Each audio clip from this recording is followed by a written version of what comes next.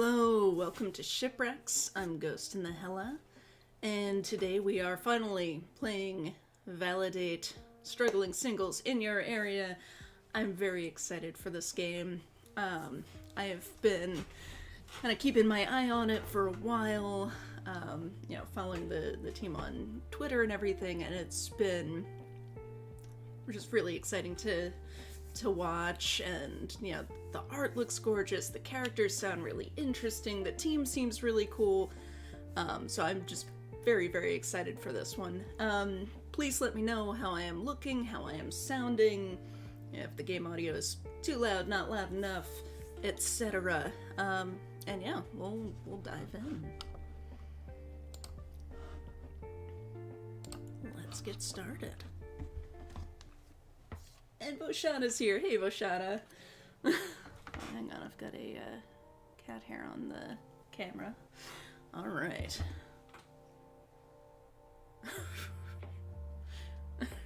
We've got Malik Patterson, manager at Popeyes. Men stay in touch with the girls they never should have cheated on and get mad when they file a restraining order. Trash ass mixtape, kill your producer. Okay. Cool.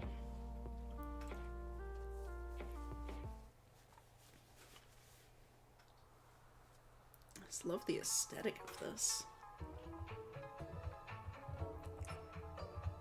Oh, that's nice. They put the content warnings on there. And Mia's here. Hey, Mia. I'm glad you were able to make it. I know you've also been excited for this. Thursday evening closings are always the best because you know you never have to work the next day. You already set your own schedule, being the manager of this fine establishment.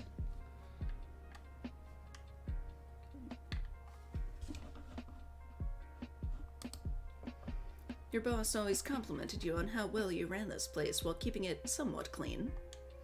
You don't value your job and you do the bare minimum to get by, but you somehow bullshit enough to the point where people can't tell that you're bullshitting. That is a major win for you. You double check that everything is cleaned up before locking up for the night. Without the weak light of the exit sign, it would be pitch black out front. It's giving strobe lights. It's not like you need it anyway. You know this place like the back of your hand, navigating through the darkness to the back entrance with your bag slung over your shoulder. You slam the door shut before making your way to your car. Mia says, I'm only half paying attention to work for this. And the art is fucking amazing. Holy crap. It's gorgeous, isn't it?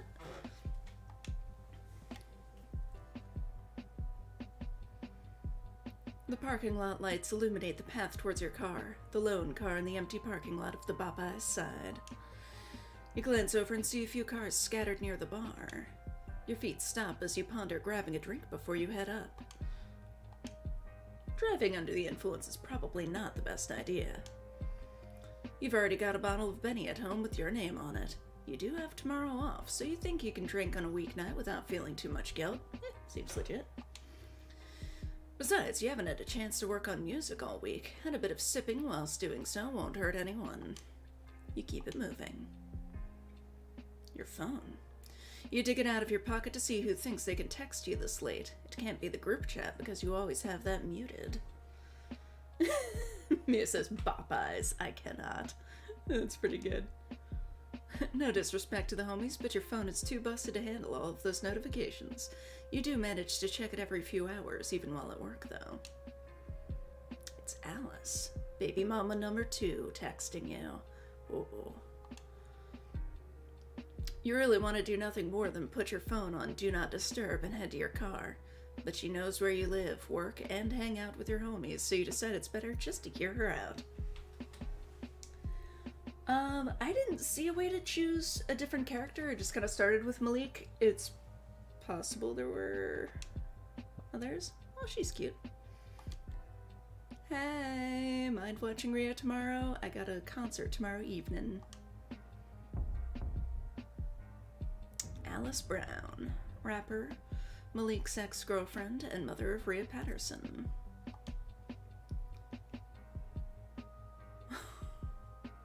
You sigh, scratching the back of your neck as you think over a response that won't get you in trouble. You two just made up not too long ago. Oh, watch your kid. The last thing you need is a passive-aggressive Alice. You already lost a few followers from the last bitter fight you two had. You ultimately decide to wait a bit. She's the type to go back on her word if you don't respond. You finally make it to your car, struggling to get the key in the keyhole to unlock it. Oh fuck. Is it jammed? No fucking way. Every time you just want to get into your ride and head home, it's always gotta pull some shit like... Never mind. You just have to twist it just right to get it in. That's what she said. Your car is old, and you know you could afford to get a new one. There was something special about Gina. Something nostalgic. Almost like magic. She was your first purchase without the help of your parents. You'll get one before the winter hits because you're unsure if this one can last another round of snow and the bullshit that Mother Nature likes to throw at Jercy. You start your car, waiting for it to warm up as you pull out your phone. And to no surprise, Alice has sent a few more texts. I know you saw that. Malik, please, please, I just need this one, please. I mean, if she's got a concert tomorrow evening, presumably she knew about it earlier.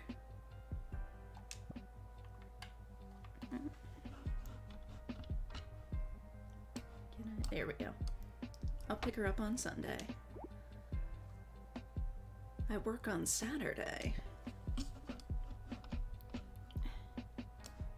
Take her to your mom's house. He says, that's what beat me to it. She must really need this, and it's not like your mom would say no, but honestly, you need to spend more time with Rhea. You did promise you would take her out to see some new princess movie she's been going on about. Yes, be a good papa. Fine. But if you subtweet me again, we're going to have issues.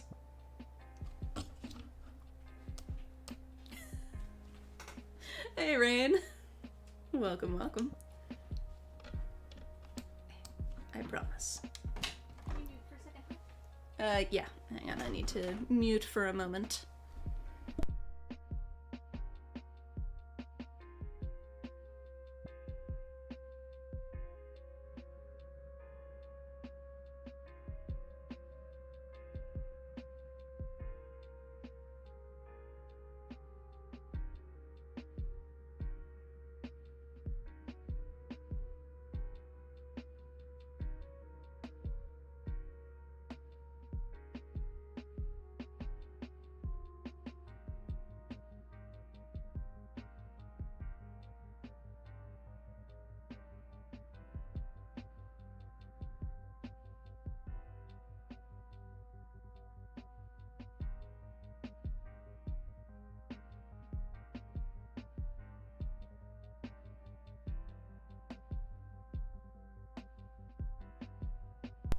Okay, sorry about that. Some good news to share. The quote for getting the crap out of the attic includes material disposal.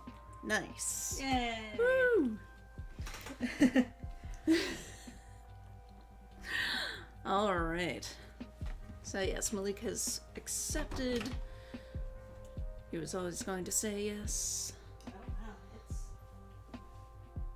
Sunny? yeah. Yeah, it's very sunny. At 3 o'clock. I know, right? And today's the shortest day.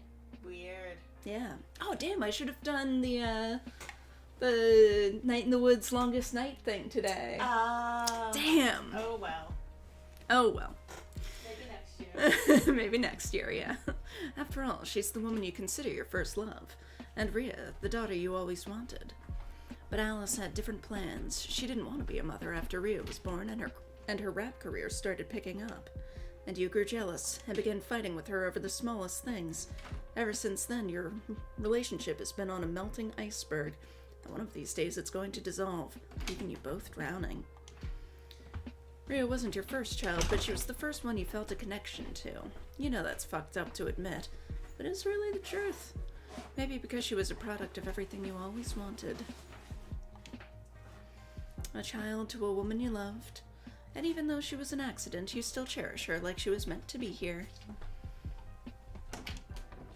Or at least you try to. Damn, Malik. You're focused on other things. Making music that will bring you money and fame so you can give her the life she deserves. So you can give your mother a second chance at life on her own without the shittiness of your father. But Alice had the same dreams. She wanted fame and she deserved it too. She could wrap circles around the majority of Bound Cloud rappers and deserved every hit she got. And she loved Rhea. You could never call her a bad mother. But she was obviously focused on her career more than her child, and you both realized that both of you can't focus on your careers and a child, so you took the back seat for her while she built herself up. Yeah, sure, I'll be there in 10.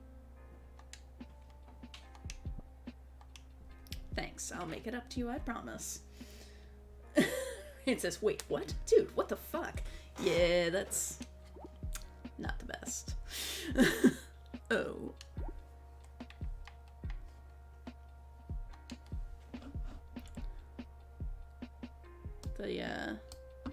The controller support only goes so far.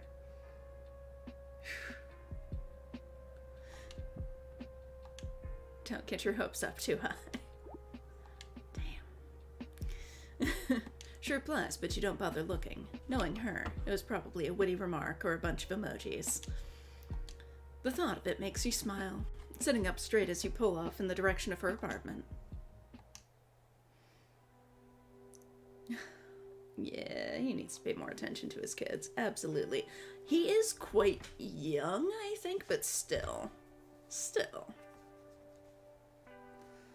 Hey, Shisamo. Shisamo says, cold, Alice. Very cold. You make sure to clean your back seat before you make your way up to the foot of her door. You used to have a key, but she took it from you the last time you got into it, and you never bothered to ask for it back. Instead, you throw her a quick text and lean against the railing as you wait. Oh, ho, ho, ho, ho, ho, ho, ho. Oh, she precious. Oh my goodness. Here's our Rhea Patterson. Preschool student and Malik's daughter. She's a baby. I mean, obviously. She opens the door, Rhea sound asleep against her shoulder. You know Rhea's about to grow out of her booster seat anyway, but you're gentle as you take her from Alice and place her in it. You take a moment to make sure she is situated and still asleep before locking the door and making your way back up the steps. Don't just leave her in your car, dude. Alice is staring at you with admiration written all over her face. For a moment you feel like you're 20 again, taking her out on your first date. Oh, Shizmo says, I love those overalls. And Mia says, baby. Yeah. She used to get so excited whenever you pulled up to her parents' house, bouncing out with a new CD in her hand, tumbling into your car and kissing you like she hadn't seen you in years. That was back when you two were young and dumb, not a worry in this world. Well, besides your mother not liking her, but that's a memory you'd rather not think of. Someone's happy to see me. She doesn't speak, probably spacing out again. She looks pretty stressed, really. It says, baby, she's deep. You reach for the overnight bag in her hand, slinging it over your shoulder with a quick glance towards your car to make sure Rhea is still sound asleep. You nervous? Yeah, fuck. She hugs you and you have to adjust the bag over your shoulder to return the embrace, your eyes closed as you allow yourself to enjoy this. Despite it being a few years since you two broke up, you still have love for her. Every woman you tried to find her in, but couldn't succeed. Oh, Rain says, precious baby. Aww, that does look like a nice hug. You're the one to pull away, and even then, her arms still cling around you, and you have to force yourself to set the bag down to properly hug her, pressing a kiss to her forehead.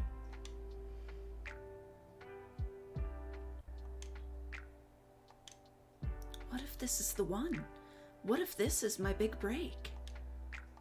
Then it's your big break. You've always wanted this, haven't you? Yeah, but... You feel her chest heave against your own, your hand moving to rub at her back. But what about her? It's not like you can take care of her all by yourself. Alright, Rain. Say hi to Lex. She's right, but it still hurts to hear. And hey, Gentleman Jane! You both know you aren't fit to be a father, much less a father of two. And she knew you and your other baby mama, Tara, weren't on good terms either. You pull away, turning your attention towards the car as you speak. Mia says, oh my god, figure it out, you dummies. You know being famous doesn't absolve you from being a mother. Damn. You can't use my own words against me, Malik. I told you the same thing when I found out I was pregnant. She did, and ever since, you've been taking life a bit more seriously. Making sure you have enough money to take care of yourself and your two kids in case anything happens. Music was just a side hustle that you hoped would make you successful one day. And if it did, well, you would still be a father of two, even with a successful music career.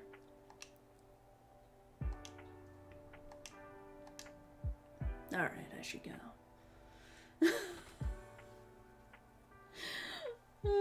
I mean, he could be using protection and just really unlucky. Gentleman Jane says, I just got here, but shit, this game got real quick. Yeah, right? Damn. So soon? You don't want to sit and talk like old times? It's late. The one thing you hate about Alice is how quick she is to turn on you. One moment she wants you to hold her for hours, just like things never changed, and the next she never wants to see you again and has you blocked on all social media. And despite wanting to sit on the steps listening to the distant car horns and light chatter from the neighbors, it's nearly midnight and you should probably get some sleep yourself.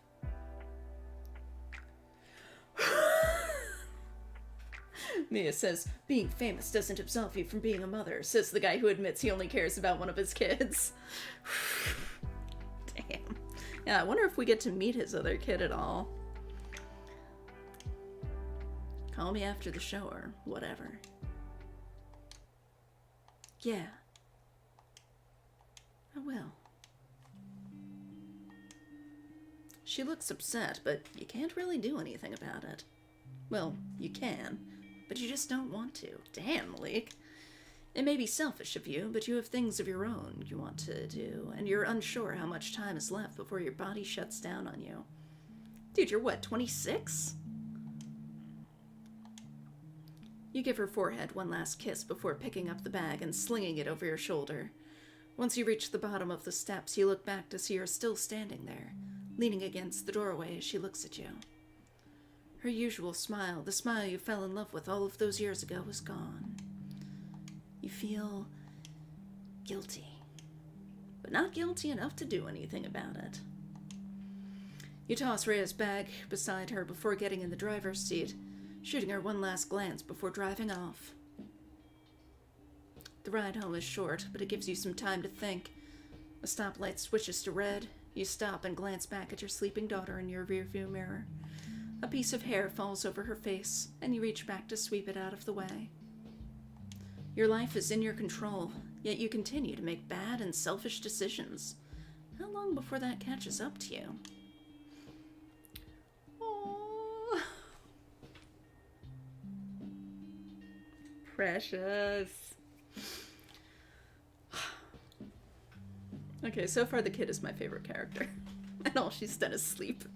But she precious. The little big break.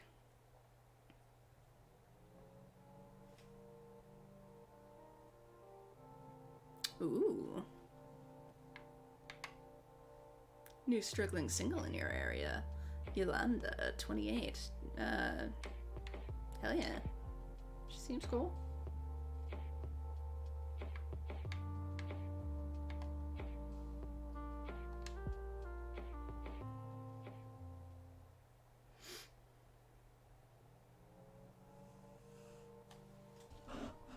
Let's see.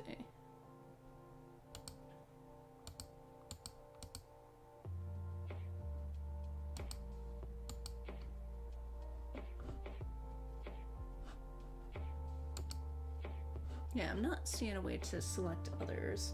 Oh, Mia says I would die for Rhea. Yeah. She precious. Precious little baby.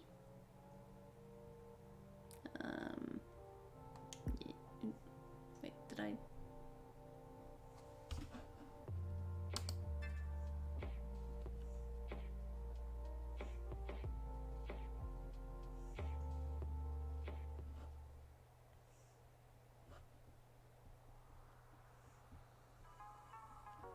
Girl at the Poetry Slam.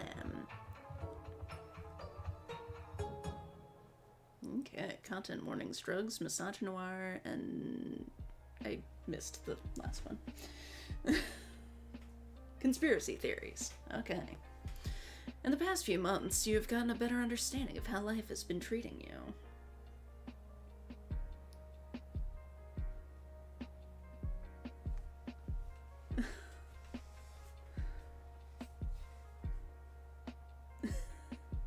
Shisimo says, apropos of almost nothing, Popeyes is one of the worst places to deliver from. Good to know. And Danny, hey, says, hi, Dev here. Awesome. Thank you for joining us. You unlock Emhari by playing Inaya's intro. Alright, cool. Thank you. Alright, in the past few months, you've gotten a better understanding of how life has been treating you. The mothers of your children have left you alone for the most part, at least since you started taking your kids to school and picking them up whenever they asked. Nice. You made an effort to get closer with your kids outside of the basic childish shit you found yourself indulging in. Good. Side note, why the fuck does your daughter like Peppa Pig so much? Why the fuck does any kid like Peppa Pig? Something about those eyes haunts you, and you find yourself looking away whenever she puts it on. Peppa Pig does, like, legit freak me out. It's just so weird. I haven't watched that much of it, but, like, I cannot get past the fact that the pigs look like penises. They just do. They just do. Mia says, absolutely loving this so far.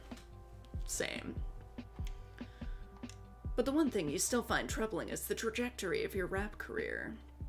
You have a decent following on BoundCloud, and people are talking about your music locally. Nice.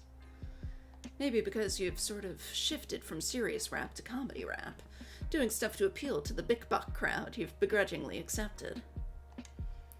Who knew it'd be so easy to get teens to do shitty dances to your fucked up music?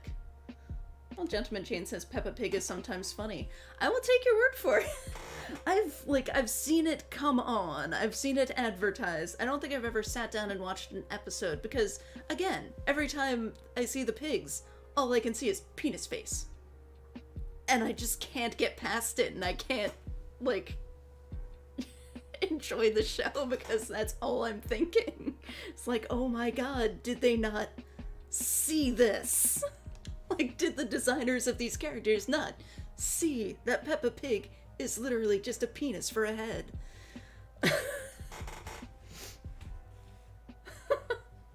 Gentleman Jane says, there's a character who is a potato, and the animal children ask if he's ever eaten a potato. Oh god. Oh god. I'm nervous for the answer to that. Rapping offbeat on a shit beat appears to be the pinnacle of music these days. And as much as you hate to admit it, it's getting you a lot more attention than the things you've put your heart and soul into. With this stuff, it takes you maybe an hour tops to create a shit beat with some samples, and the rapping just comes naturally. Maybe you were just meant for comedy rap. You ignore that feeling of failure for the time being. You have things to do in a backpack full of CDs slung over your shoulder. One of the homies told you about this place on the Upper East Side of the city. Not too far from your place, but you still took the trip and drove instead of calling a rideshare. Who knows what kind of women you can pull at an open mic. Women gravitate towards you and typically stay for a couple of weeks until they realize how inconsistent you are when it comes to maintaining relationships. Or until one of your baby mamas, probably Tara, finds out you're talking to another woman and tries to sabotage you because she's an evil woman who only wants to see a black man lose. Yikes. Maybe if you had gotten a Ghanaian woman pregnant, your mother wouldn't see you as such a disappointment. Your siblings wouldn't make chance of you every chance they get.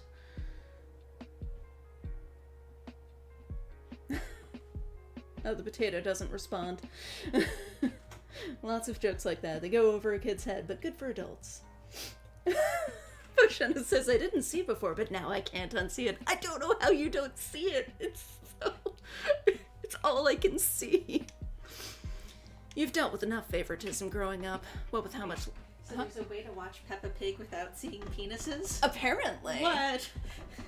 Hi, little bear. Hi, baby bear. Mr. Bear's awake. Make the pigs look like little bear. Yeah. Oh my gosh, little bear. Mia wants to meet Tara. Oh. You've dealt with enough favorite... Whoa. Everything okay there, babe? He jumped out of my arms while I was trying to put him down, and he went kind of sideways. Little bear fell down, went boom, but he seems fine. Okay, no, you see, that's what happened last time. Still feisty as ever. I was trying to put him down, and he pushed himself laterally off my arm. He's gonna attack your legs. Well, Play with me, Papa. okay, I'll play with you. You didn't Speaking of taking care of children, He seems fine. he does seem fine. Yeah. He's very resilient. Yeah. You've dealt with enough favoritism growing up, what with how much lighter your skin is compared to your siblings, being the only one to get the light skin gene from your great-grandfather on your mom's side. Your parents expected so much from you, but you've done nothing but disappoint, disappoint, disappoint.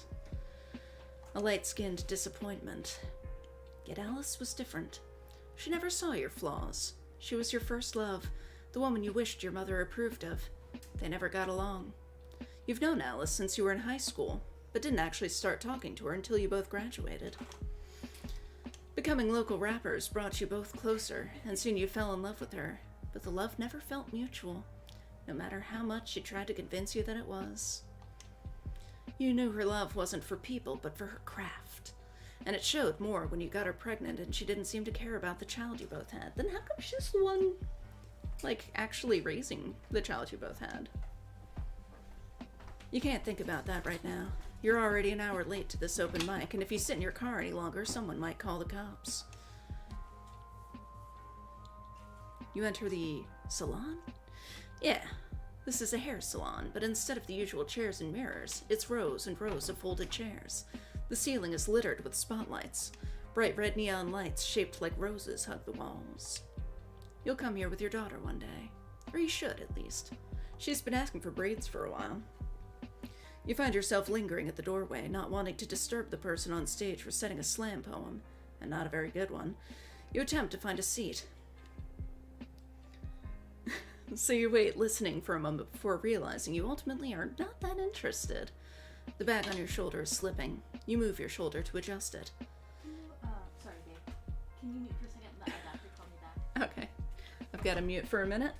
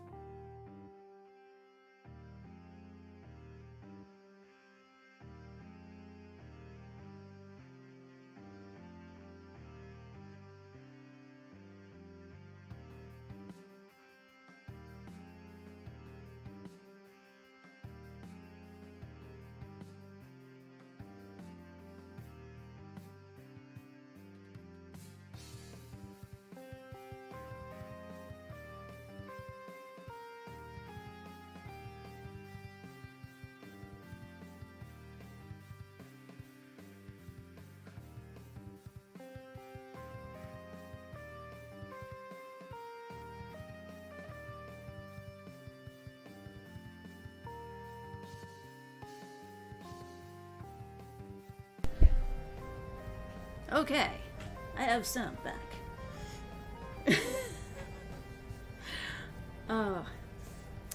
So yeah, some excellent comments on Yolanda's hat. It's amazing. Yeah, it's fantastic the way it like mirrors her facial expressions. Mia said, "Oh no, performing in front of the girl you just matched with." Oh. And says to Denny, "Major kudos on the art quality of this. I am so obsessed. It is gorgeous. Such a pretty game." And Denny says, "Thank you." Her hat, I'm screaming. Shisumo says that the hat is fighting with Rhea for character love supremacy. Rhea is adorable. And the hat is fantastic. Isn't it great? It like mirrors her facial expressions. So like when she's pissed at you, it looks pissed. When she's surprised, it looks surprised. It's great. That's so great. It's lovely. Lovely. And so I've made like one choice in this game so far, and it was obviously the wrong choice because she's already pissed at me. And yeah, this issue with like the CDs, like I've been running into that because like part of my personal like way of showing love and affection is making like mixed CDs for people, and like it's kind of pointless now. I'm one of the only people I know who still has a CD player. Like I was thinking, oh, I should get my mom, you know, this Mitski CD for you know, Hanukkah. But no, I don't think she even has a CD player anymore. So, anyway. What if the white man decides to close the internet and everything we kept on it is gone? To which Shisumo says, "Malik, I love you, man, but that is not how the internet works. At least I still got my music in physical form." You've read your fair share of theories about how the internet is controlled by a select few companies who can decide to shut it down whenever they want to. And the thought of that is daunting at times. Oh, so I guess this is the conspiracy theories that they warned of in the content warnings. Losing all of your progress, your fans and haters. It's scary enough to keep you awake at night. Malik's got some issues. Fine, I'll take you up on that. But you can't go around blaming the white man for everything. Are you one of those white people aren't that bad types? You watch as she ponders the question. With her very startled hat, you're almost tempted to walk away from this entirely. But she's so pretty. But then you remember she offered to let you perform and is probably one of the people in charge here. With the way people talk in this city, you'd rather not have your reputation ruined over this. What? No. I mean, not really. A lot of them come here and are pretty cool, but I'm always wary, you know? She's one of those. Fine, you can't get mad that she doesn't follow your philosophy. Not many people have the IQ to understand it. Damn, Malik! God.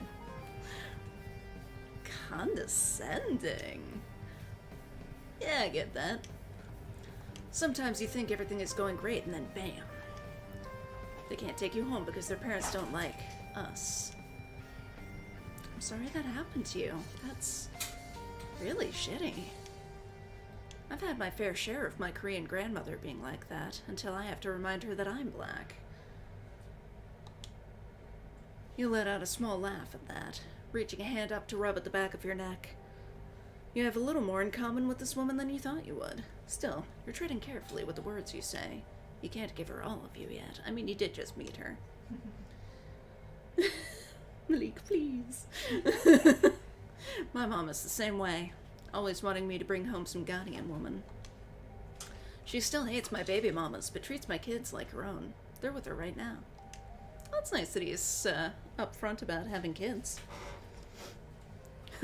I'm not Ghanaian, but I am French and Korean. The colonizer and the colonized. Laugh it off or say, laugh it off? Uh-oh. Oh no! God, Malik!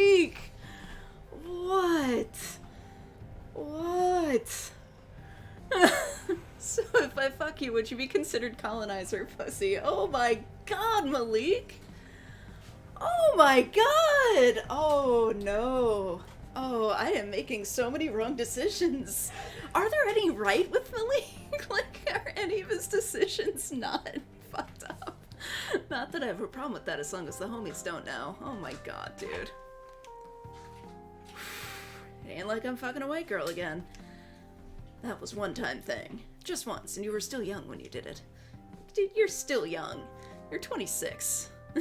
You should have realized she was fetishizing you when she bragged about how good you were on social media. Ooh, that is fucked up. Like, you know your dick game is bomb, but come on now. Keep that on the down low. I mean, yeah, like, he's a dick, but that is unforgivable. I don't fuck men who aren't creatives. But you did pass me a tape, and... Oh my god. Yolanda, you can do better. And? Wait, is she considering fucking you too? Maybe after I give it a listen.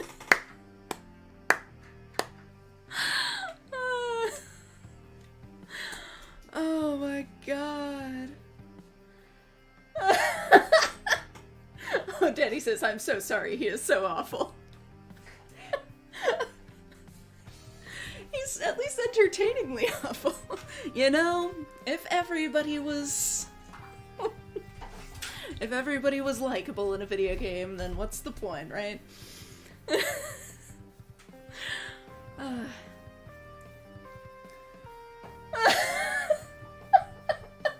Gentleman Jade says, I left for a second. What possible choice led to colonizer pussy? It was just him laughing. Like, the choice was laugh it off. And why is she into it? Mia says, her blush, I'm swooning. Yeah, Yolanda seems great. Hoping for her sake that Malik does some growing up, which, like, I think that's one of the things that appealed to me in, like, the, like, how this game was kind of promoted, which is that, like, yeah, they, you know, folks learning and growing. I enjoy character growth. Hi, baby girl. Are you here to chew your pausers wires, sweetheart? Don't you dare. Don't you dare! Oh my god, Gideon. Hi, Gideon. Why don't you come with Papa? Why don't you... Oh, and she went right for the, Yeah, she went right for my headphone cable. That's her favorite. That is her favorite. Oh my god, Gideon. Please, baby girl. God. She must have just been messing around, because, like, she can chomp this in half no problem. And she just kind of put it in her mouth, so I think she just wants to be amused. She says, me and the fish hat are on the same page here. Deeply skeptical. Yeah. God, I cannot get over how good that hat is. You would give yourself a point for that one, but you have been trying to tone down the misogyny lately. Well, at least he's aware of it. Got a CD player in here? Shit, we can always go to my car and pop it in. Ditch this joint. Dude. I'm not ditching anything, but I will head out to listen to this tape. Just 2 songs. Other people's stuff to perform, you know. I mean, have him perform. Okay, maybe you should bring out the scoreboard for this one.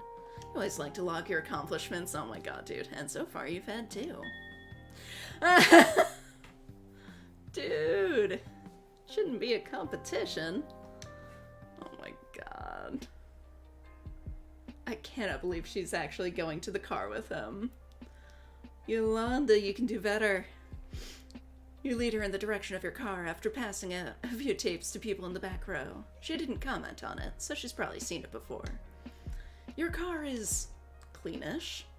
You keep shit off the floor, but you are a father of 2 young kids, and with that comes spills, pores, and the occasional food stain. But you never know who you might pull. Your mother always told you that women didn't like a messy man. You used her remote to unlock the door. Thank God it worked this time. Walking a few steps ahead to open the door for her. I wonder if we get to meet the other kid. Welcome to Casa de Malik. Mia says, an actual scoreboard. This game is genius. You live in your car? Wait, no. Shit. You feel yourself flushing up. This is stupid. You never let women see this part of you until you hit the bedroom. What is it about this woman that allows you to be so vulnerable despite just meeting her? Is it the fact that she's adorable and her hat is amazing? Alright, she's getting a point for that.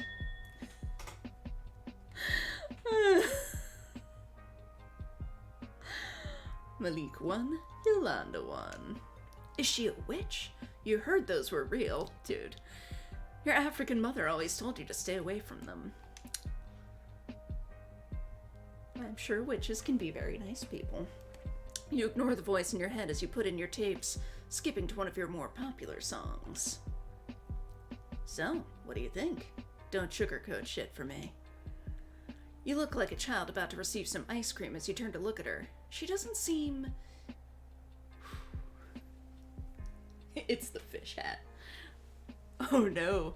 Alright, well, I am going to skip the N-word. But this was awful. Ouch. You've heard a lot of negative thoughts about your music, but it felt like she just got your ass after that one. She probably hears a lot of music from the performers, and you didn't live up to her high standards. But not everyone can be a lover. You shrug it off as you look towards the car parked in front of yours. You take a deep breath. Swallow that pride, Malik. Nobody wants to see that. Hang on. To set up kitten cam, because Little Bear's in zone. Oops, wrong button. Sorry. Kitten cam. There we go.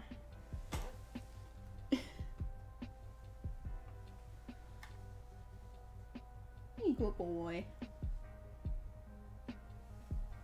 Alright, cool. It is working. If she's a witch, that would explain the hat. Wouldn't it? Being a witch is worth extra points. Fine, fair. Not everyone has to like my style. It isn't about your style. I know what you're going for. It's just... You need to find the beat to match. I've heard a lot of rappers. I'm in here every Friday. Gentleman Jane asks, okay, what music do we imagine Malik makes? Oh, it sounds like he does, like, comedy rap. She says, familiar hat. Ooh, that is unique. Fuck, I have to get back. You said 2 songs! You're not given the chance to reply before she's leaving your car and walking back towards the shop.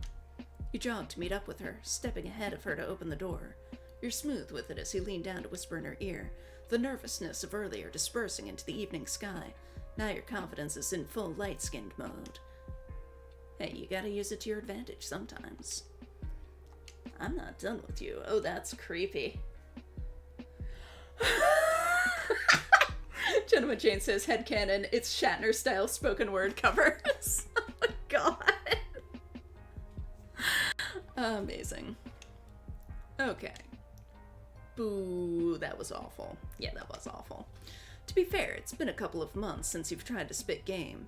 You've been focusing on being a somewhat better father. Dating with 2 kids is not ideal. Don't blame the kids. The kids are not your problem, dude. She looks flustered. You have to give yourself a point for that dub. League 2, Yolanda 1. Oh, cool. Denny says all of his music videos are on our YouTube channel. That is amazing. That is awesome. Ooh, and we can watch them on stream? Nice. Oh my god, that's amazing. Okay, we might have to try to figure that out. Cause that's amazing. Well, now you really can't leave. You already hooked her in. Might as well keep reeling. You take a seat in the back and pull out your phone, scrolling social media to pass time until this thing is over. You watch her from the corner of your eye. She seems to run this place, and she smiles a lot. You avoid thinking about it. You definitely didn't spend the entire past hour thinking about why you liked her smile so much. Absolutely not.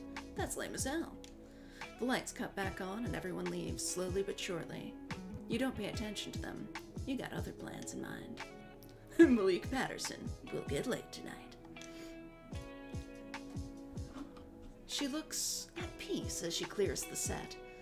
You decide to be a gentleman and help her out, reaching down to pick up the mic stand she was holding from the ground. Let me help you with that.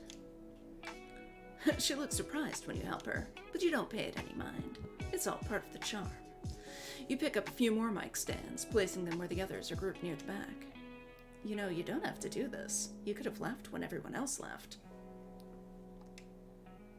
I can't be a good guy? Wow, what a world we live in. Oh my god, dude. Yeah, that gets a laugh out of you. Being an unironic incel isn't that funny. She even rolls her eyes at you. Ouch. You bring your hand up to your chest, feigning offense. Fine. Can you put this by the other mics in the corner? Sure thing, princess. Oh my god, this fucking guy! Oh, but she likes it. Oh my god. Her blushing is super cute. Okay, maybe you didn't have to say princess, but it got her too worked up again, and honestly, that's another point for you. Malik 3, Yolanda 1. You take your time as you try to properly organize the mic stands. You're trying to make a good impression. Or that might just be the perfectionist in you. You really can't tell at this point. You know, you don't have to... I know. Just wanted to make a good first impression. You didn't have to say that, but you guess you made your mind up. First impression? You like what you saw today? You let out a laugh, abandoning your task before striding towards her. You get a bit closer than a stranger would be, leaning your hand against the beam behind her as you look down at her with a smirk. It's time. Your favorite part of flirting, the praise. I like what I'm seeing right now, or I'd like it more if you listen to more of my music. I'll see how this goes. I like what I'm seeing right now. It says, when your music makes you more single, but your corny nature saves the day. Was that too much? It felt like too much. What was it? You've used it before, but there's no way she could have known that. Could she? Don't act like I haven't heard that one 1,000 times. You're going to have to do better if you want anything to do with me. Fish hat pulls a knife and tells you to back up. Oh my god. Oh my god. Her fish hat comes with pepper spray. It doesn't. It doesn't actually. My partner got very excited about that idea. Ouch. For a woman this calm, she's feisty. You like that in a woman. Somebody who can talk back. Too many women allow you to get away with your bullshit instead of calling you out, and that's boring. You like creating chaos when you know you're going to get punished for it. Punished probably isn't the right word to use there. Or is it? Fine. Tell everyone to go home. I'll clean this place myself. What? You think cleaning is going to win me over? It's not a bad start. Man. You realize you don't actually want to do that. Shit, okay. Let's backpedal a little. Oh, I was kidding. I wouldn't do that. Uh-huh. Unless you want me to. My god, dude. He's got a serious case of foot in mouth. Oh, he's such a good boy. He is. Where are we going, Papa? Where's your spring pepper? God, I love him so much, my little bear. Turn off kitten cam. You need to stop talking. Fuck, quick. How do you get out of this? Wait, that's easy. Just look like you're joking. You smirk, and once you notice you're still standing over her, you take a step back to give her some room. Thank God you showered and brushed your teeth before this. If you really want some pussy, you're going to have to try a lot better than that. Damn. Well, at least she's equally direct. Alright. Yeah, you were not expecting that one at all. She really fucking got you there. You didn't expect to have to try so hard tonight.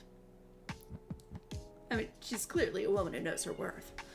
Guess you have to bust out the big ones then. Sheesh, fine. What do you want? That doesn't sound like big ones. Don't you have the rest of a mixtape to show me? You perk up, but you can't show your excitement. It'll scare her away. You haven't had much luck being vulnerable with women. Wait. Didn't you say it was awful? Now is she trying to get in your drawers? Man, women these days are too confident. Not that you have anything against a confident woman, you just don't need a hard-on in public, especially in front of a woman you just met. Damn. You wonder if she's into doming. Yeah, but I still have to listen to the whole thing. That is fair. You can't judge by just one song. Fuck, yes, God, fuck yes, you won. You finally won. And there you were, thinking this was going to be a bust. Again, you calm yourself down. She can step away from this at any moment, and the thought of that is a little scary. Usually the women you fuck with are wrapped around your finger, but she is acting like she couldn't care less. Honestly, it's hurting your ego, but you ignore it for the time being as you reach into your bag to grab your keys. Then let's go. You don't get close to her this time.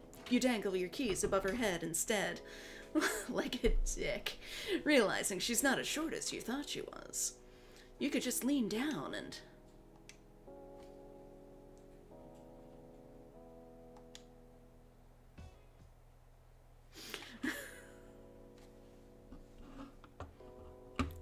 So how do you like it?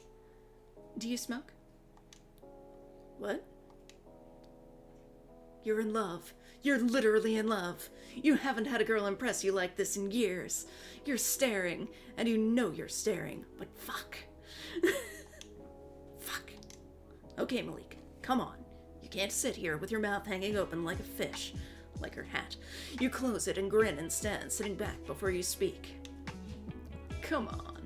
Not all rappers smoke. I know, but you do. How do you know?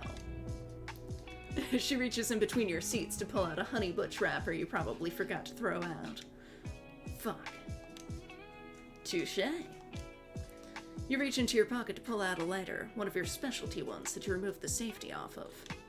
Fiddling it with your hand, you glance at her from the corner of your eye, realizing how close she is with the blunt between her lips. Aww. Mia says, Malik, if you mess this up, I will never forgive you. So, yeah, I feel like I'm choosing the wrong choice. Like, not on purpose, but, like, the wrong, worst possible choice every single option that I get. And yet, still seems to be working.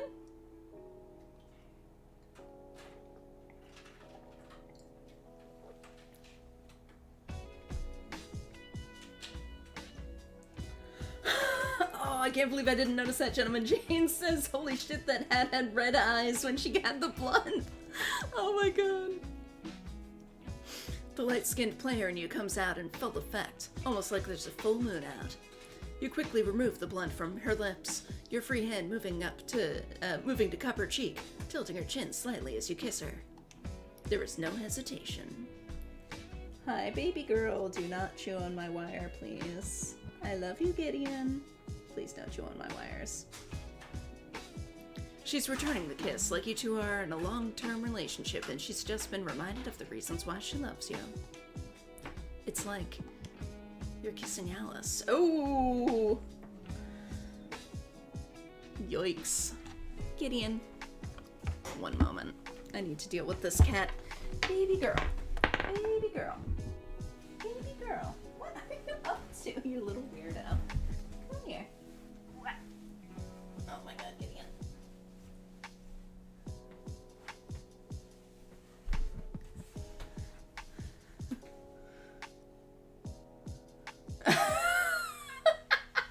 Mia says, the kiss! I guess in response to her own, Malik, if you mess this up, I will never forgive you. She says, unless who she's into doming is girl's named Mia, then Malik, please mess up better.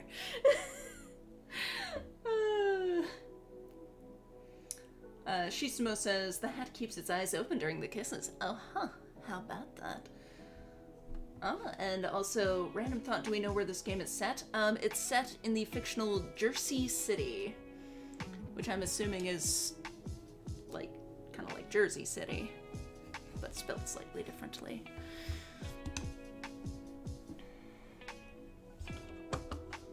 She deserves better than to be... Hi, baby bear. Despite everything, despite it being nearly a year since you two have been intimate, you still yearn for her. You still search for Alice in every situationship. Oh, damn, dude. You ache for that intimacy, that passion. A love so grand it scatters your thoughts and leaves you reeling, speechless, breathless. The hand on your shoulder brings you back to reality. Okay, yeah, you're kissing Yolanda. Probably not a good idea to be thinking about your ex-girlfriend while making out with another woman. Damn.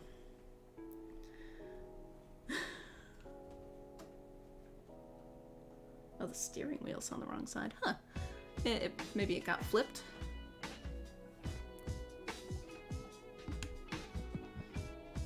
Your hands move to run along her sides before you realize she never gave you permission to touch her beyond kissing. You freeze, your hands sort of just hovering in the space between you two. You're the first one to pull away. You look down at her with a smirk, slyly lighting the blunt before stealing it from her to take a hit. Just as you planned. Yeah, see, the steering wheel's on the correct side. The US side, I guess.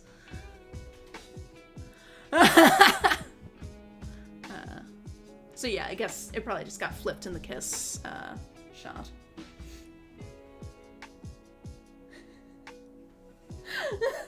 Boshana says she's so pretty I can't be mad if you leave me for her. Aww. Mia, don't leave your wife for Yolanda. And Mia says, never. When you're a telepathic fish hat and your wearer kisses someone with no hat for you to kiss, he needs to get a fish hat. If you only kissed me to get the first hit, that's a low blow, man.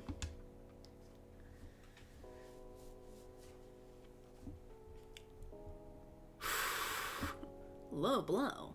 That's called being smart. The white man's education doesn't teach you that.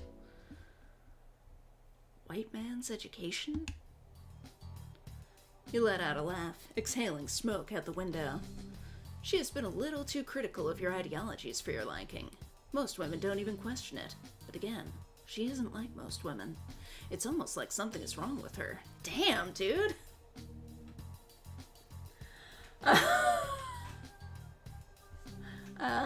Denny says the artist who drew this is Australian, so they drew it as a European car.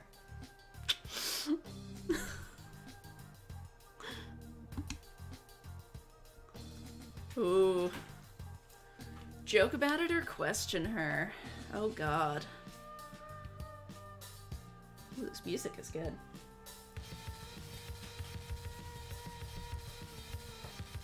Little bear, baby boy, get off the counter, sir.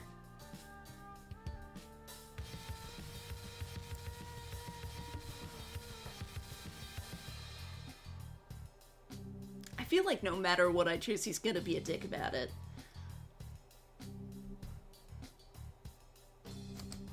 Try questioning her? Oh god. Oh no, the look on his face. Mia says, as far as I am concerned, the artist has never done a single thing wrong in their life. You know, this is the second time you've brought up white people like you're trying to defend them. What? You're starting to convince me you're some white man supporter. It's kind of a turn-off. And to think you've been trying your hardest not to make a fool of yourself in front of this woman. You're really starting to think this shit isn't worth it. Oh my god, Malik. Gentleman Jane says, this is gonna lead to another fucked up line. Yep, already has. Oh my god, this dude. Oh, Yolanda, you can do so much better. There's a long pause before you start laughing. She doesn't look very amused. Uh-huh. She's quiet for a moment, and you realize she's giving your car a once-over. You quickly do the same, scanning the front seats for any trash you forgot to pick up. Having 2 preschoolers is hard. Kids are messy, and working pretty much a full-time job makes it hard to keep up with them sometimes. You got kids? There it is. I mean, I think he mentioned it before, didn't he? Pretty sure he mentioned it. Yeah, Rhea and Roman. Oh, I like the name Roman. 2 different moms. As long as I don't post you on any of my socials, you'll be fine. Oh my god. You're just full of fucking problems, huh?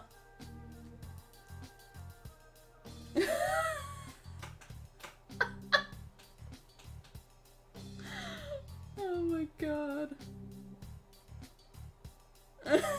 Gentleman Jane had asked Danny if Yolanda's into Dami girls named Mia. And Danny responds, yes, but only if you're nice to her.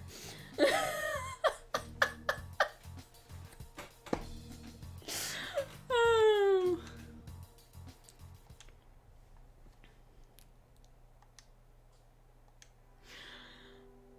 It hurts. It hurts so bad that you'll give her a point.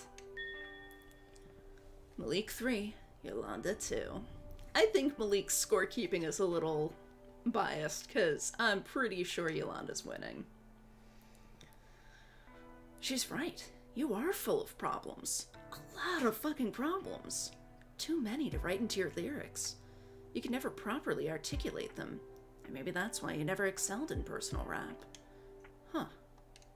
You shrug, attempting to steer away from your approaching bad mood with a light-hearted joke. Not a problem if I act right. That's what my mom would say. So you're a mama's boy. Gentleman Jane says, you heard of me. Gotta get a magic fish hand. Oh, come on. Fuck no, my mom hates me. Both of my parents do. What? Oh? First of all, you're an idiot. Why the fuck would you say that? Women don't like when you're emotional.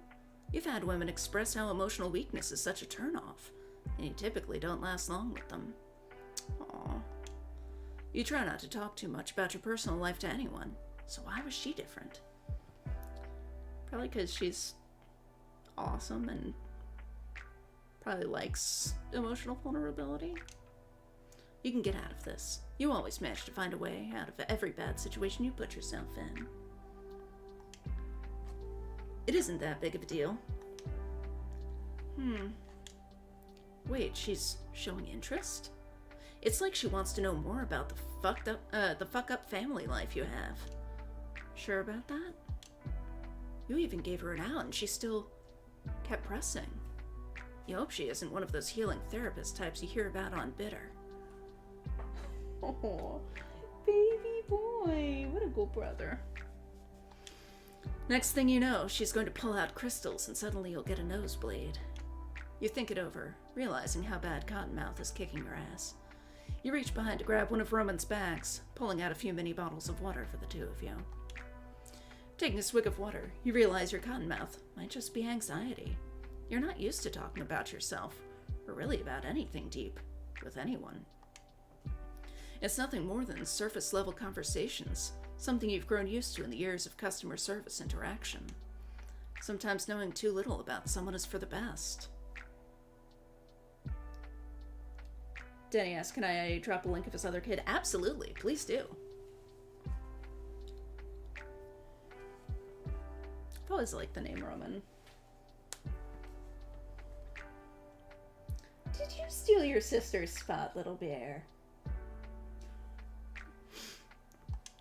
It takes a moment for you to gather the courage to speak. You realize you've been staring out the window in front of you since the last time she spoke. Has it been seconds? Minutes? You take a deep breath before speaking. She did ask for this. I'm Ghanaian. Both of my parents came here from Ghana in the 80s and started a new life. Dad even got a white-ass last name just to assimilate and follow the white man's rules. He met my mother and they fell in love. Had a wedding and yada yada yada. You know how that shit goes. One of the few things you completely resent your father for. The way he assimilated to American culture just to fit in, then did nothing with his life after. Now you're stuck with a white-ass last name, and half of the Ghanaians you know don't even think you're one of them.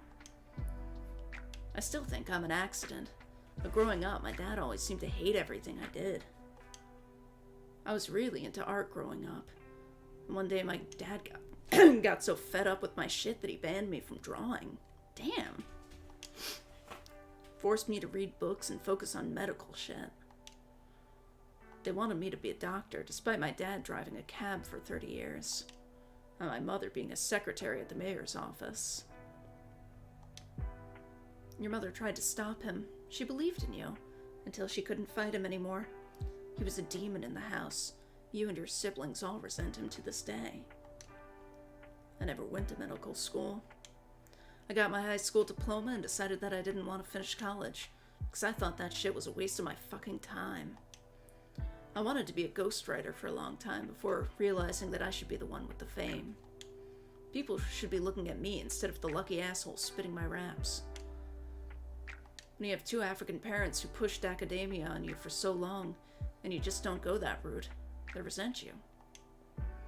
The day I told my mother I was dropping out of college and I just wanted to focus on music, she cursed my head and kicked me out. You realize she probably regrets doing it, but that moment still traumatizes you to this day. You can't even go to your childhood home without reliving the moment over and over again. Damn, dude. Whew. Baby girl, what you doing? I put one of their toys in a box hours and hours and hours ago, and Gideon has just discovered it. So, apologies for the loud banging noises behind me. It's one of the many reasons you tried to avoid getting your mom to babysit. There's a long pause before you speak again, mostly because you're trying to fight back the break in your voice. Long story short, I'm still doing this music shit. It's going somewhere. My beats are doing better than my actual music, but for now I work at Popeyes, waiting for my big break. Your big break feels like it's never going to come. You've waited for years to finally feel like your hard work is paying off, and now you're finally getting some of your flowers, but it's not enough. Aww. Shit. Fuck, was she feeling bad for you? You don't want her pity. You don't want anyone's pity. You just want to be okay. Shit. I'm fine, Yolanda. Shit happens. Sometimes you can't please everyone in your life, no matter how hard you try. Gentleman Chain says, this is a lot for a hookup. Fair. Sometimes, though, sometimes the first date just gets intense with all the baggage. Despite everything, the one thing you've learned in your 26 years is that you can't please the people you want to please the most. You remember back in 6th grade when you came up with a report card full of A's and your father didn't even praise you. Instead, he yelled at you to go take out the trash. It hurt, and you stopped putting that much effort into school after that. You realized it wouldn't matter how smart you were. Or it wouldn't matter no matter how smart you were. Mia says, really hoping the bitter of this universe is doing better than Twitter is here. God. Right? Oof. Oh, Twitter. We hardly knew ye. Besides, it was either not going to college or getting random girls pregnant. That curse was meant for my head. You laugh. A genuine laugh. You never believed in curses until your mom cursed you. And now you're suffering by her hands. No matter your connection to God or whatever higher being you believe in. Oh, she got the toy out. You can't seem to lift it. Sometimes you believe the curse will be removed once you make things right with your mother. But 2 girls pregnant. You have 2 baby mamas. You scoff almost like she insulted you, which wasn't the case this time. That first one wasn't my fault. We used a condom. It didn't break either. I feel like she did some shady shit and got herself pregnant. Dude. That's not how it works. Mia says, I feel like Yolanda appreciates a man who can be vulnerable. Right? Yeah. You realize how much you're grinding your teeth and decide that you really don't care enough to get angry over this. You take a deep breath, leaning back in your seat as you look out the window. Anyways, I'm done. It's not like I'm fucking at the moment. You didn't even realize how well you set yourself up to easily shoot your shot until you said it. You couldn't help but grin as you leaned over to speak quietly. I could be. Oh my god. It works! Oh my god. Wow. I live upstairs. Oh. Nice.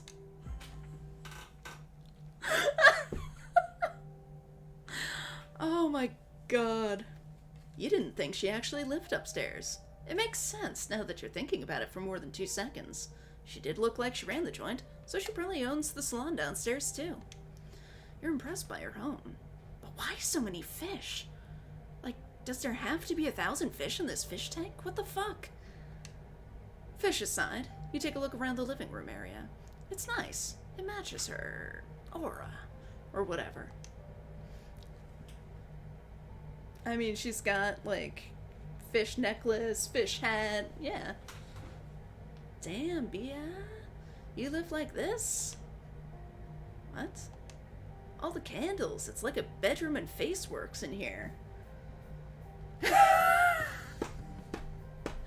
Shisumo says, Malik, quit carping about the fish. Gentleman Jane says, that hat is just horny. It's affecting Yolanda. Oh my god, yeah, if the hat is controlling her. I thought she was controlling the hat, but maybe. Maybe it's the other way around. A home that smells good is a welcoming one.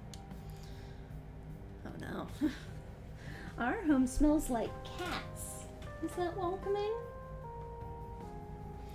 You cock an eyebrow at her, crossing your arms over your chest as you give her that look. You smoke a lot, don't you? Mind your business. You laugh with her, walking towards the fish tank to get a closer look, even snapping a few pictures to show your friends later. Mia says, how can you see her vibe and be surprised she has a fish tank? Right? Yeah, like, the fish... Is it a hat, or maybe it's, like a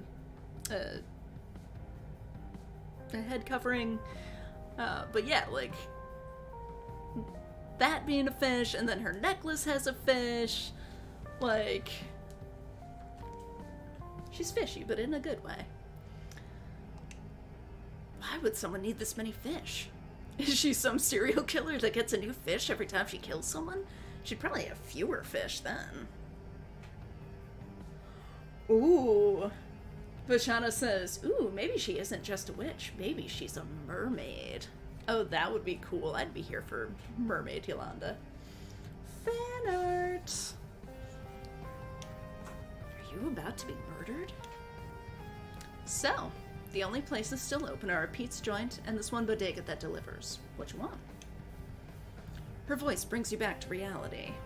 You walk towards her to look at the menu in her hand before you remember the most important thing. Ask her to pay or offer to pay. We've got enough money to pay, I think. Oh, it's a bandana. Thank you, Danny. So, fish bandana. Know what? I'll pay. Really? You know you don't have to.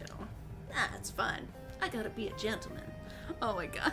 He manages to turn everything into being rude in some way. Goodbye, beesies. You'll get the new pair another time. You pull out your phone, looking over the menu with her before placing your order. And of course, your cart gets declined. Oh no! You said you were doing okay financially, buddy. You try again and still declined again. God. God, Chad. Oh, that doesn't make sense. You should have money in there. It isn't like you've been irresponsible with money lately. Besides, you just got a pay raise and got off child support for both of your kids since you promised to see them more often. You realize this is probably an issue with the bank and not your account, but this is embarrassing enough. This fine-ass woman just watched your card get declined twice while you were trying to be a gentleman. Yeah. This is embarrassing. You bite back a swear as you set the menu down. You know, I can pay. It ain't that big of a deal. There's no way you can let her pay for you now. You would never let yourself live it down. Oh my god, lay off the toxic masculinity, dude. Nah, actually, it's getting late. I should head home. I gotta take my kids to school in the morning anyways. Oh my god, dude. But it really isn't a big deal, Malik. You know? It's fine. I'll see you around, Yolanda. Oh my god, wait to let your pride get in the way. He just got cock-blocked by his own pride. You grab your phone and keys as you head out, pausing at the door to turn back to look at her with a smirk on your face. Despite your embarrassment, you still have to leave this place with a bang.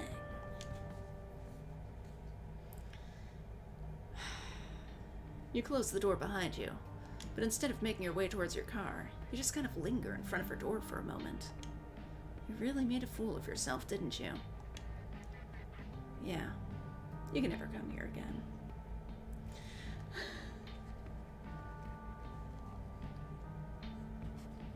She smooth says, without his toxic masculinity, what does he have left? His rapping career? His 2 kids, at least one of whom is fucking adorable? Aw, Mia says, this is superb. I haven't had so much fun with a game in a while. Nice. Yeah, the excavation of Hop Sparrow was excellent, but definitely not a, like, fun game. So I think it's been a little while. Oh, God. Gentleman Jane says, you chose the game. You know what we're like. It's true. It's true. It's true. I knew people would get saucy in the chat. It's fine. You make your way towards your car and head back to your apartment.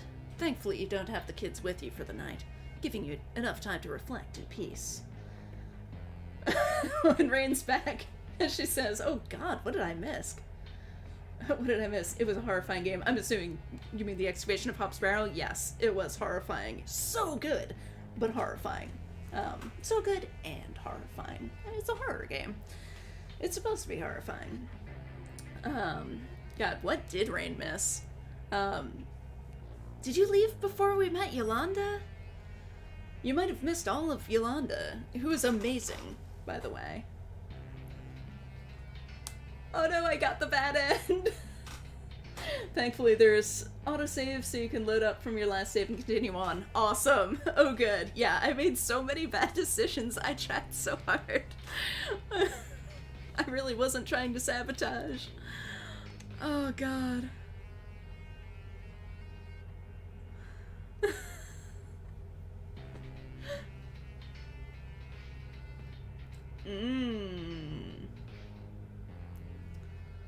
Mia says, Vosh said he missed the perfect opportunity to get a second date by letting her pay and saying she needed to let you get the next one. Yeah. Gentleman Jane catches Rain off saying, toxic masculinity, a fish hat getting high, and Malik being a dork. Yeah. Okay.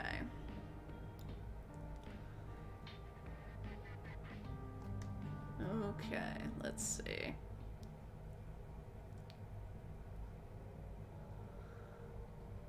Okay. Wait, so is this do-over? Dorky Malik was his one saving grace, to be honest.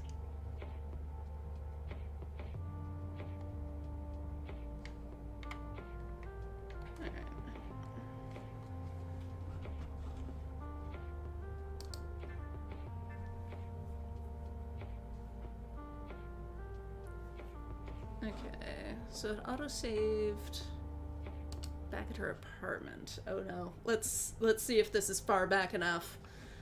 Okay. So let's ask her to pay. You paying? You not? I love her styling, like all the yellow, like the yellow nail polish and lipstick. Beautiful. You really don't want to pay. Honestly, you're saving up for the new pair of beezies, and you don't want to pay for food when you don't have to. The one thing you learned from your father is how cheap you can be. I mean, I could, but this is your house, and... Oh god, I was messing with you. I'll pay. You let out a silent sigh of relief. Beezy secured after this week's paycheck. She takes a seat on her expensive-looking couch, and you follow after, sitting close to her, wrapping an arm around her shoulder like some cheesy rom-com. You realize you're far more comfortable than you typically would be at a stranger's house. You're surprised she just let you in like that. You really are just some guy who came to an open mic. I mean, don't forget you gave her a tape. You might as well ask the question you both know you wanted to ask. So, you live alone? How about you save money to get stuff for your kids?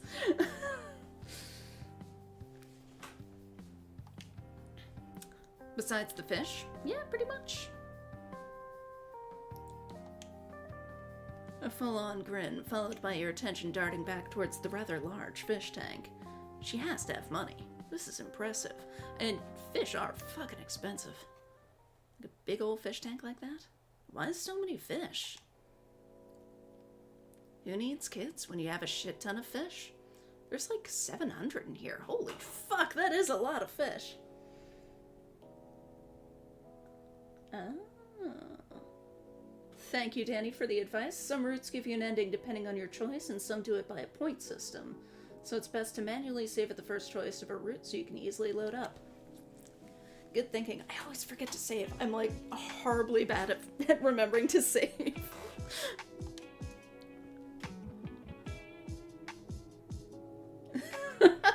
Hopefully Banye is doing better in this AU than our version. Oof. Yeah.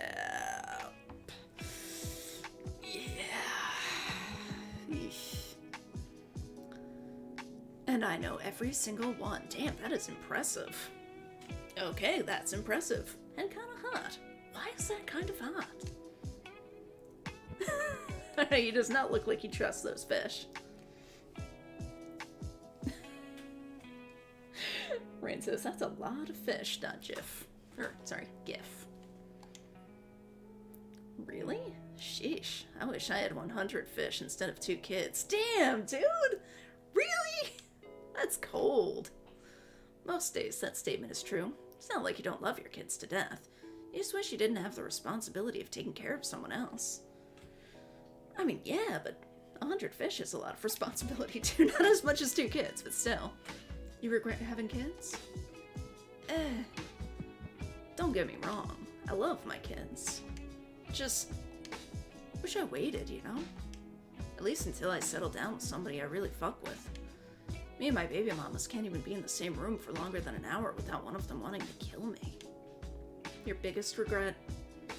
You wish you pulled out or used a better condom. Oh my god. Anything to take the burden and responsibility of kids off your shoulders. Damn, dude. You want so much more to life than just picking up your kids from school or taking them to Chuckle W. Cheesers.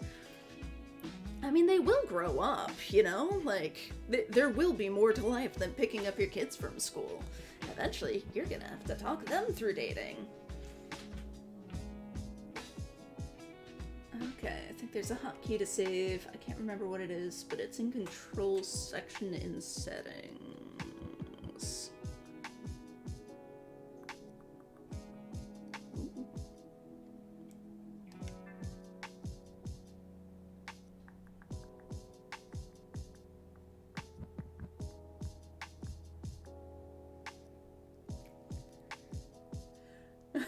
Her fish tank extends throughout the apartment complex like the secret tunnels in a castle.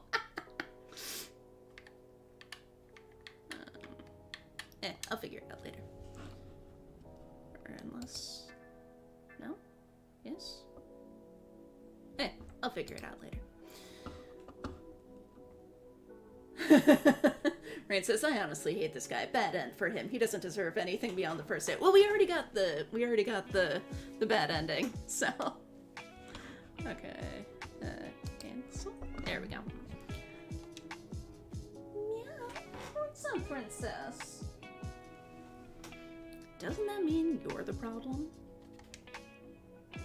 You can't help but laugh at that one. Oh, but you are true. You are the problem, Malik. She's unfortunately right about that one. You are the common denominator to 100% of your issues. But to be fair, you're working on it. Getting better, slowly but surely. He is only 26. It's a lot of time to work on shit. Maybe so. The two of you watch the fish move. She looks satisfied with their movements, as if she trained them to do that herself. Can you train fish? Despite her focus, she takes her hand in your own and pulls you closer. You press a kiss to her forehead before speaking quietly against her temple. He says, I love that you have options to skip to the different endings. That is cool. You might as well ask. The worst she can say is no. So, you gonna let me fuck or...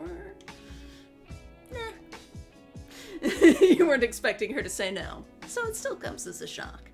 You laugh, bringing her a bit closer as you rest your head against her own. You hope this isn't scaring her. The last thing you want to do is make her uncomfortable.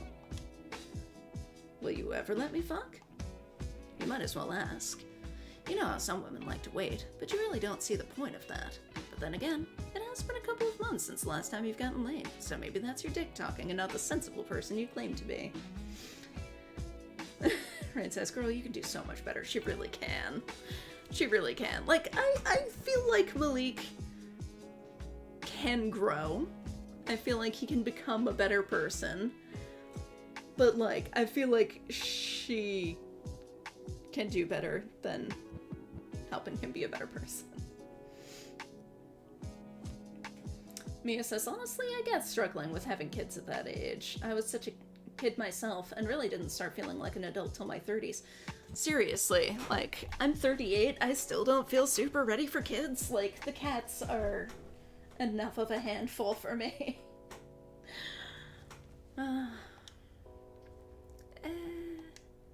That isn't a good sign. Maybe in the future, when I get to know you better. Oh, you weren't expecting that. She's actually giving you a chance, despite everything.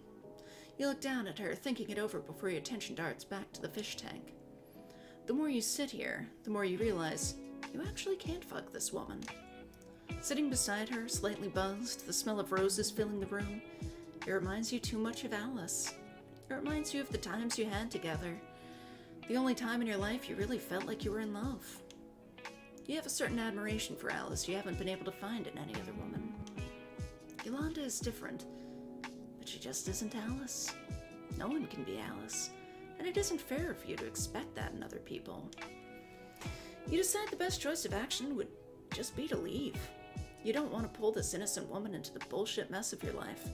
The last thing you need is another catfight in the lobby of your apartment building. You stand, stretching for a moment before you look down at her, speaking with a calm voice. You do your best not to come off as upset, but you obviously fail at that. Upset for the other obvious reason, that is, getting laid isn't that big of a deal when you're hurting like this. You know what? I'm gonna go. Just remembered I have to pick up my kids tomorrow morning. What? I have kids, remember? They need to see their dad. Oh. Fuck. Did you just hurt her feelings? It almost seems like she doesn't want you to leave, despite not wanting to fuck you. Does she really want to be friends with you? Was she serious about what she meant by waiting a little longer? You can't think about this right now. The longer you think about this, the harder it'll be to leave. And you know your mother would curse you out if you overslept and made her late for work. I'll see you around. Shit. You forgot about the food you two ordered. Your appetite long gone after thinking about Alice. For a woman you claim to love and respect, she sure can ruin your mood without even being here. You want to hug Yolanda. You want to apologize for doing her dirty like this. But you can't bring yourself to. Your inability to confront someone you've clearly hurt is on full display. You feel bad, but not bad enough to do something about it. Yeah, I'm gonna get my food and head out. Oh god, she's crying! Malik, oh my god, the fish fish bandana's crying too. Oh, Yolanda, you can do so much better. See you around, Londa. Giving her a nickname as you rudely walk out of her home to go get the food from downstairs is probably not one of your proudest moments. You're an asshole, and if anyone on Bitter heard about this, your mentions would be in shambles for weeks.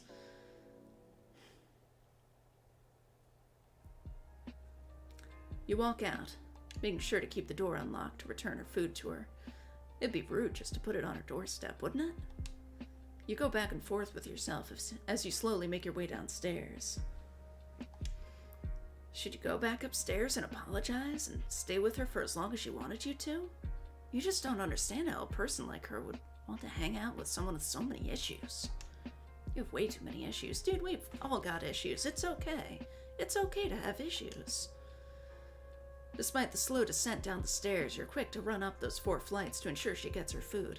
You already walked out on her like that. Giving her cold food would probably piss her off even more. Mia says, I'm guessing this isn't the good end either. The gentleman Jane says, Mia, you need to swoop in and save her. Rain asks if this is the rare ending. I don't know.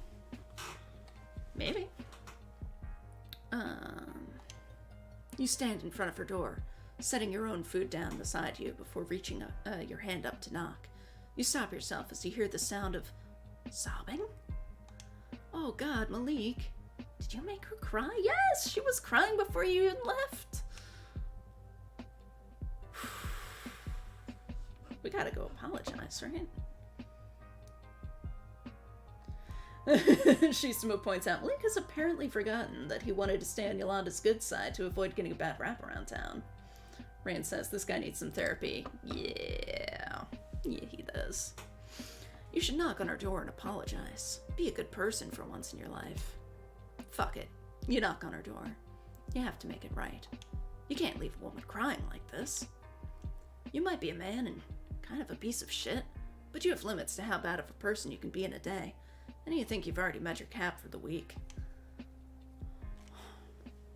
Oh, Yolanda. It takes a few moments before she opens the door. Her eyes are red, avoidant. If you were in her shoes, you wouldn't look at yourself either.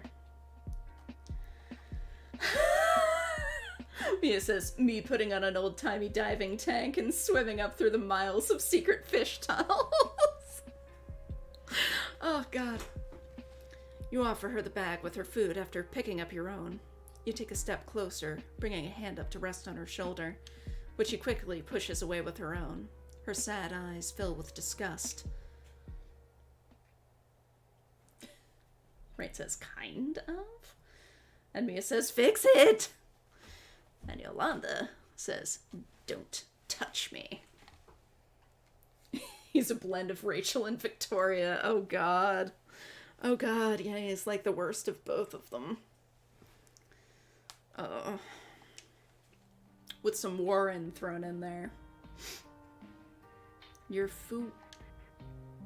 You don't even get a chance to speak before she's snatching the drink out of your hand and slamming the door in your face. Okay, you deserved that. You'll take the L on this one and give her a point. Malik 3, Yolanda 4.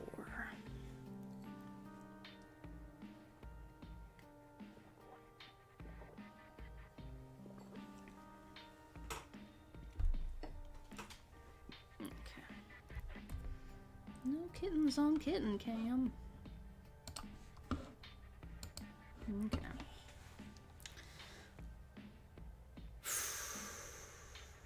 Fish fry.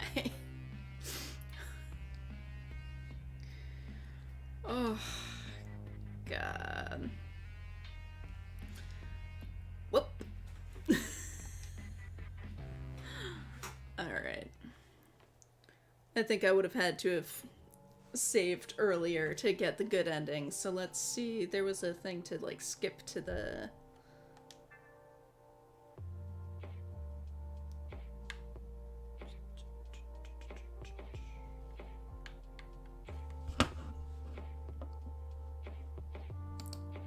Controls.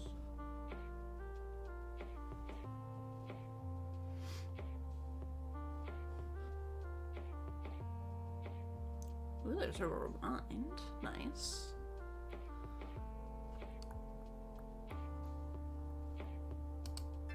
Ooh, gallery.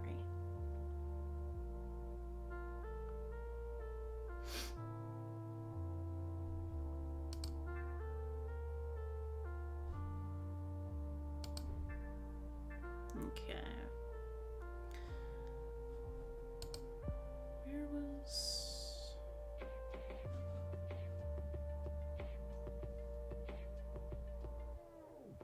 Might need to reload a save during that path to get the option to pick an ending. Oh, I gotta get the good end to advance. Okay.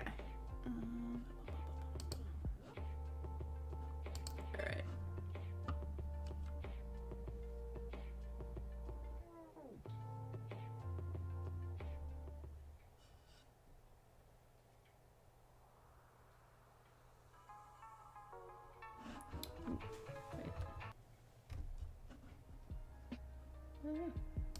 Settings. Okay. Escape to good ending. Go load and select the other choice to get the good ending. I think I did though. I think. Hang on. Yeah, because that's the only autosave now.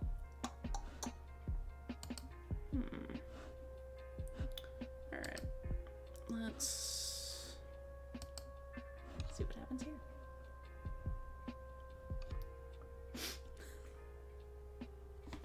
Okay.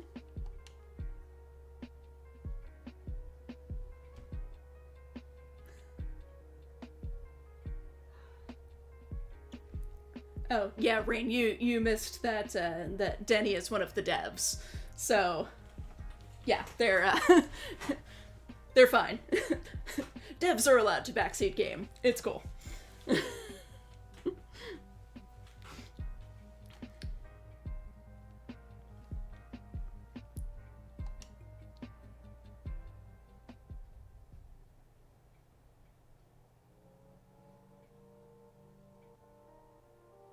Okay, so do we just kind of skip?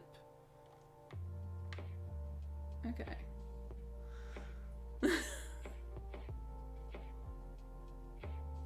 Alright. So we seem to have progressed. Add autosaves at every choice. So the last choice you had to select the other ending to get the good end. Okay. Okay, thank you. Alright, let's give that a try.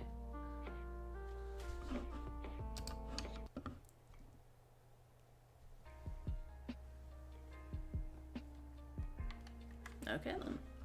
We'll leave her alone. You should just leave her alone. The damage has been done. Give that woman some peace. The hell you've put this woman through is enough to get you bad karma for the rest of your life. But you can't make it up to her if you don't allow her time to heal.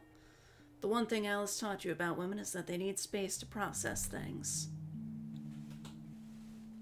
My little bear. Okay, you can give her space. Yeah, you'll give her space. You give her door a quick knock before setting the bag of her food down on her doormat. You quickly head toward the stairs, praying she doesn't see you running away.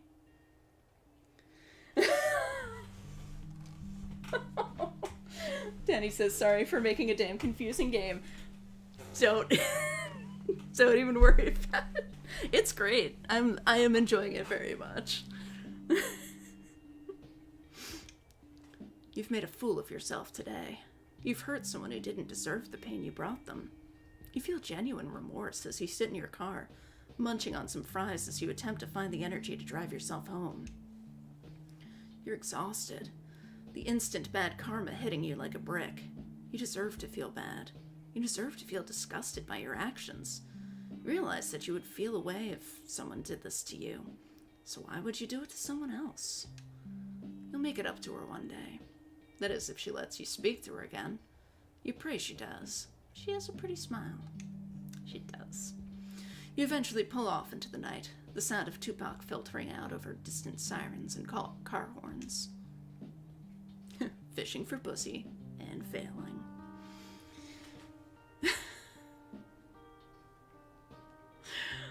Oh, he's so sad.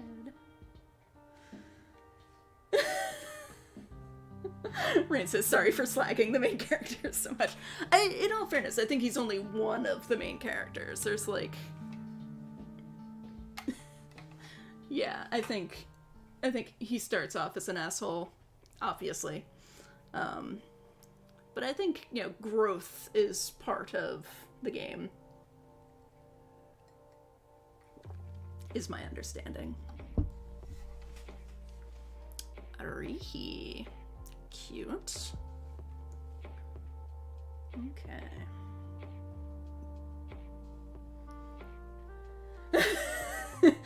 Danny says, no, please, beat Malik up. He deserves it.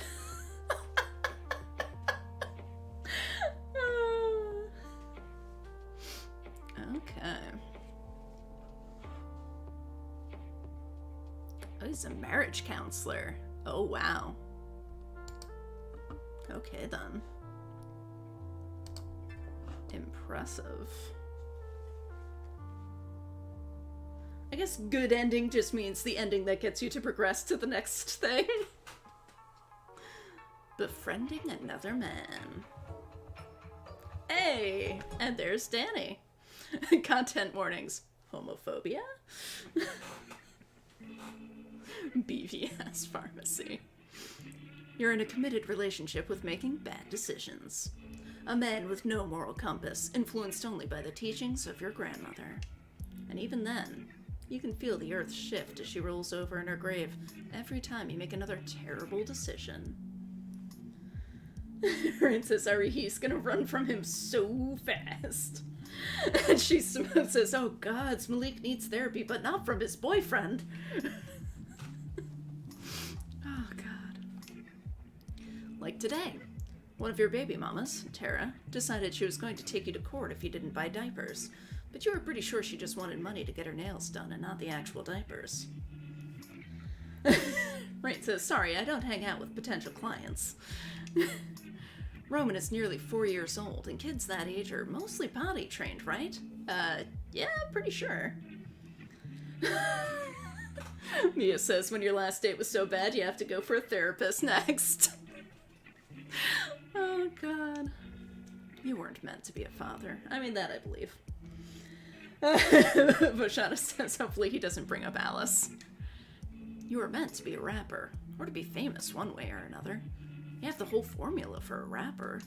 Tall, the Bound Cloud rapper dread cut, stupid-ass tattoos with baby mama drama, 2 kids you kinda don't care for. Fuck, dude. Oh my god. I hope these kids get, like, I hope their mothers find someone who is better at parenting, because neither of them seem that great, and their dad obviously sucks, so...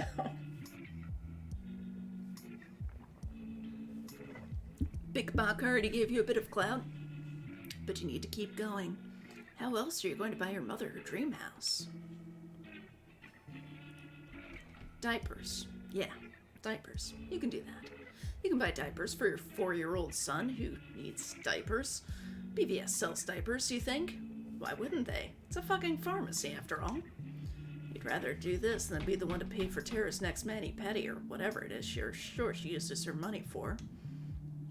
You don't think responsible woman is really your type of game. You get lost in the middle of the hair dye aisle, torn in an internal debate over whether to change your hair color. It's not like you'll get fired for it. You're your own boss. Gentleman Jane points out, they had a kid with Malik. They ain't making great choices. Rocket red or coral blue, you think to yourself as you hold both containers in your hand. A thump from the aisle over drags your attention away. Mia says, Malik, if you hurt Rhea's feelings, I'm going to get censored off of YouTube. Rain says, dystopian thoughts. They couldn't afford going to Planned Parenthood. Oof. Oof. Oof.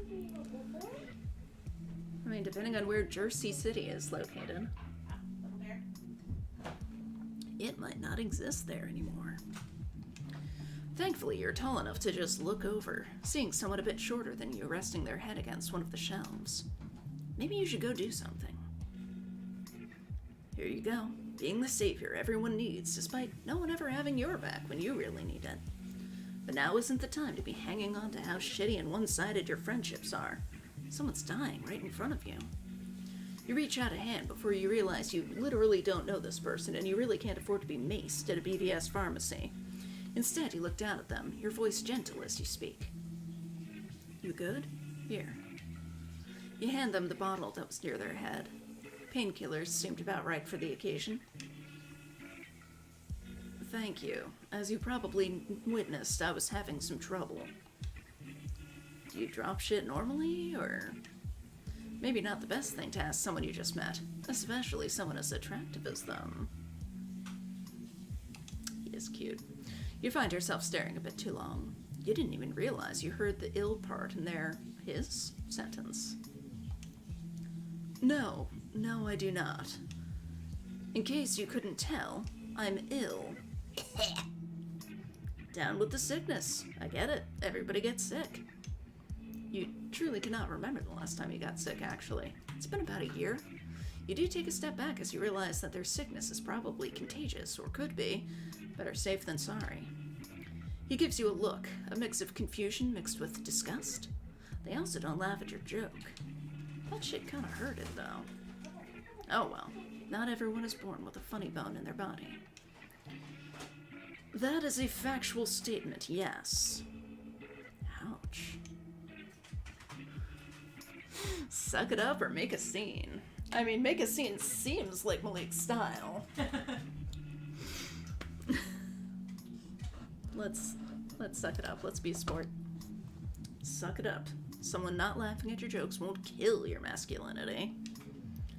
You can't help but laugh at them in an attempt to play off the awkwardness of your joke flopping.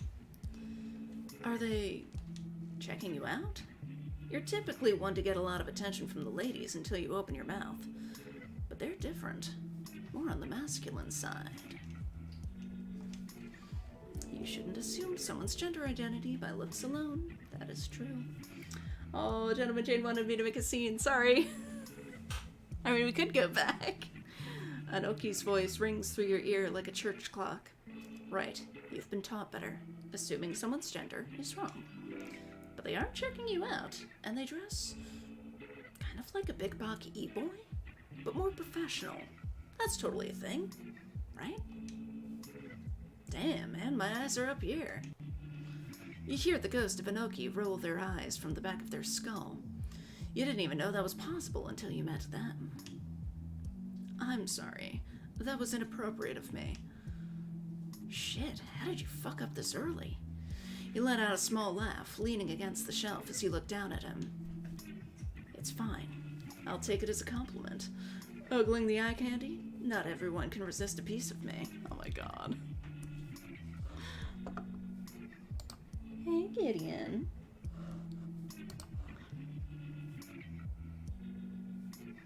You said Ariki's name correctly. Oh my god. Oh, thank you.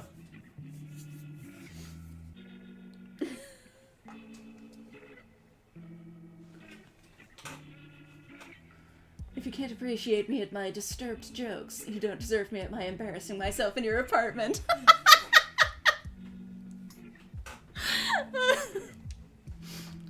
You're handsome enough, certainly, but I'm afraid you're not my type. Shit. Okay, maybe you enjoyed getting hit on by women, but this is different. You're still trying to figure out your feelings and whatnot, and if you actually are straight, or if that's just something you've been conditioned to be your whole life. Your love for women has always existed, but you're not sure if you could ever truly love one outside of the bedroom, Alice being the one exception. But she's different. She's not like other girls. You can't get into this right now. You don't need to have an existential crisis in front of a stranger. Fuck. You didn't realize you were staring at them. Rain says, Ariki, he tells terrible jokes. Better ogle him. Real recognizes real. It is what it is. My type makes terrible decisions. Mia says, oh my fucking god, I am here for this. This is going poorly. You offer a fist bump in return for your shitty behavior, or embarrassing behavior. You realize they probably don't think this is embarrassing, but instead your normal behavior. I mean, kinda, little bit, kinda. Mia says, no, the Alice thoughts! The way you are perceived by others is something you cannot control. Fucked up if true. No, thank you. Baby girl. Oh my god, Gideon. Hold on. Could you? Thank you. Yeah, I just had to put Little Bear in containment for crimes against the kitchen cart. Oh, naughty, naughty. Oh, she's such a good girl. She's a good girl who just... Look at her now. She is very good. She did jump up here just for the express purpose of attacking my headphones again. Well, yes, that is true. Come on. I would not want my illness catching on through physical contact. You understand, surely. I love the piercings, too. Just the styling of all the characters is fabulous. Ugh, they're one of those clean freak types. I mean, dude's literally sick. Like, physically ill. You guess you can never be too safe in this day and age, but that doesn't stop you from rolling your eyes. Excuse me for not violating basic hygiene etiquette. Dude, fist bump me just once and I'll leave you alone, okay? Can't go with these bad vibes hanging on to me.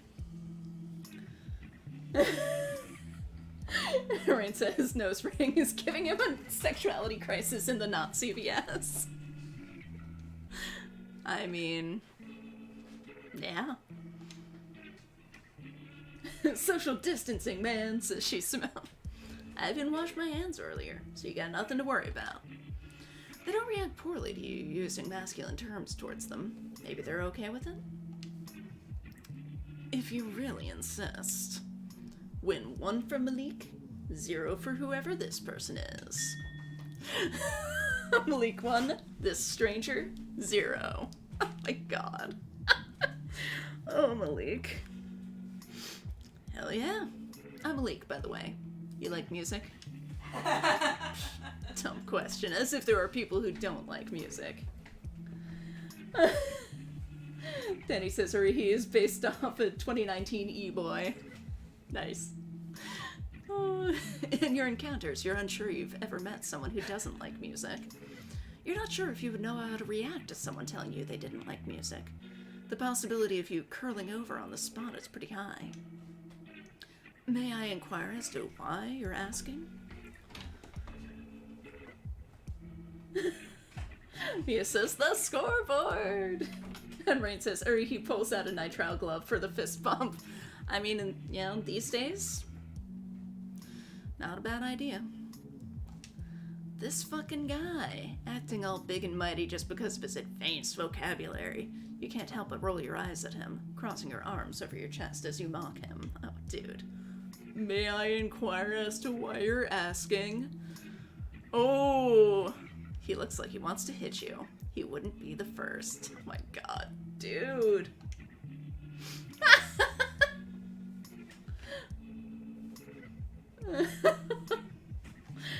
Rain says, hey Malik, maybe if you stop viewing your relationships as a contest with a scoreboard, you'll have better relationships. Right? Instead, you pull out one of your mixtapes from your bag, offering to him. Rude or not, you still need an audience to listen to your music. Terribly sorry. Never met someone with a higher education than a high school diploma before? Damn, dude. Ouch. You forgot how much it hurt to be mocked for your lack of higher education. The way your father called you a failure time and time again because you decided you wanted to focus on music instead of going to school to be a doctor like every other West African student.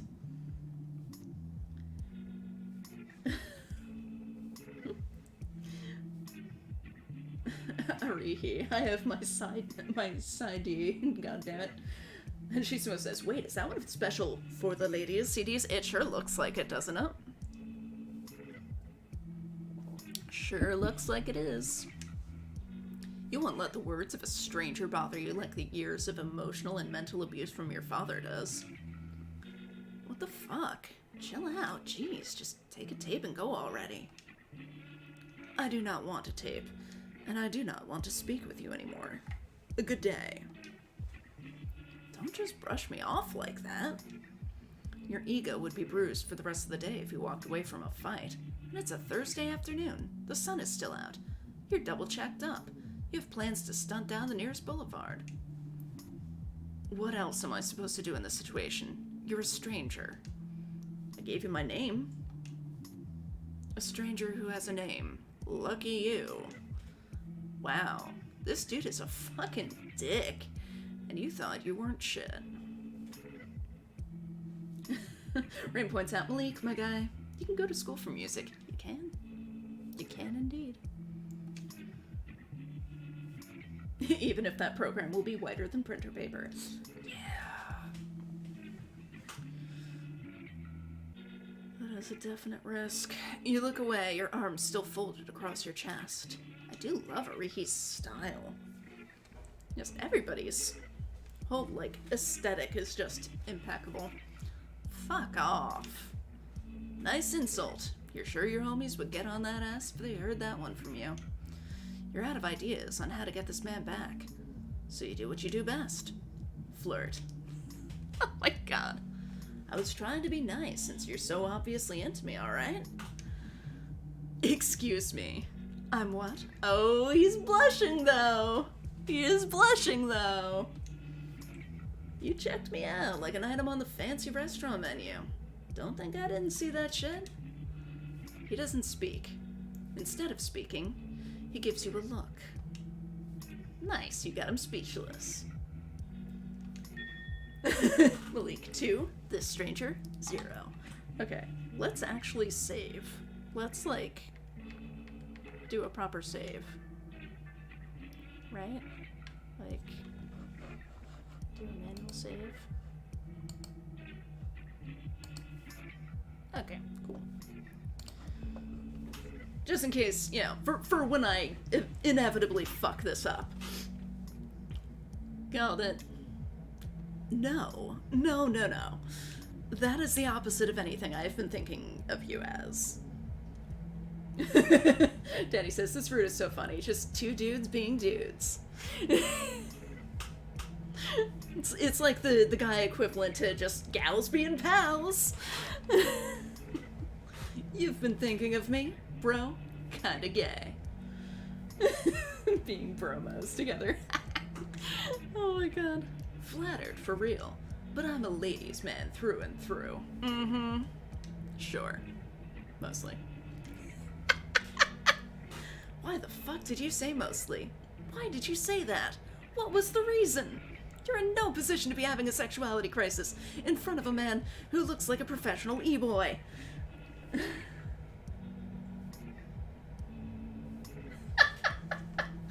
Danny says, also depending on the ending you get, I may make you load up and get the other ending. Both endings are good, but one is so much better than the other. Evil. Excellent. Oh god. You're a fucking idiot. Fuck it. You're giving him a point for that one. Malik 2, this stranger 1. I'm not interested in closet cases, if I must clarify at this point. A goodbye. A closet case? A fucking closet case? Jesus fucking Christ. Gentleman Jane says, in a BVS of all places. Maybe he's right. You're nothing more than a stupid-ass closet case. Aoki told you sexuality is fluid and you believed them, but they never told you how hard it would be to actually explore it. Rain says, I could ask, why did you say that about most things that come out of Malik's mouth? Right? Gentleman Chain says, this is kind of how I imagine Steph and Izzy from Life is Strange 2 Colors meeting the first time. I guess we'll find out when the book comes out. I'm assuming that Steph's story will have their meeting. You can't lie. This person is attractive despite their style. And you'd wish they had a bit more patience to deal with your shit instead of just... Oh, he's walking away, actually. You lost this round. Malik 2, this stranger 2. Oh, Malik. Here's the thing. After the whole BVS fiasco, you realized you never actually bought those diapers, and your baby mama has not only been threatening to report you to CPS, but also threatening to key your car and rob you dry. Gentleman Jane says, oh my god, if it doesn't. I mean, it looks like it's, if it doesn't, riots. It looks like it's, you know, all about Steph and Izzy together, so hopefully it's got their meet cute. Usually you would call her bluff, but she knows where you live, where you work, and the studio you rent out for sessions with your homies. So the possibility of her doing it is pretty fucking high. So instead of playing uncle with one of the craziest women you have ever met, you send her that $100 that was supposed to be used for diapers. Oh, in his uniform. Oh god, he looks so angry. She wins this round, but if you catch her on BNAP with a new set, you're on that ass.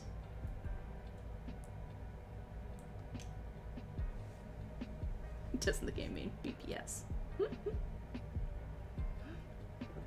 Hey, welcome to Popeyes. What can I get you today? This has to be a fucking joke. This fool. You hate how you seem to be running into strangers a lot more than usual. You live in Jercy fucking City. How hard is it to avoid people like him? It isn't like the city isn't crawling in fucking e-boys. Professionalism is the key to keeping your status as a manager. Fine. You can do this. This man doesn't seem to be listening to you. How fucking rude. You clear your throat once more, repeating your regular greeting. Welcome to Popeyes. What can I get you today? Will you wait 1 second? I haven't even had the chance to examine the menu yet. Fine. Fair. You have to be nice to every customer, no matter how much they have insulted your intelligence in the middle of a BVS pharmacy. You're in power now. If he wants to be a dick, he can be a dick without the delicious goodness of Popeye's chicken. You're a hypocrite. You haven't had the food here in years. The smell itself is repulsing. Yep. Sure. Can't be ordering the wrong set of chicken strips, or else the world will implode. Do they pay you to start this pleasant chatter with your customers? Nah. You will make this man's life a living hell. He says, oh no, the awkwardness. You're speaking to someone with 3 masters under his belt, you know.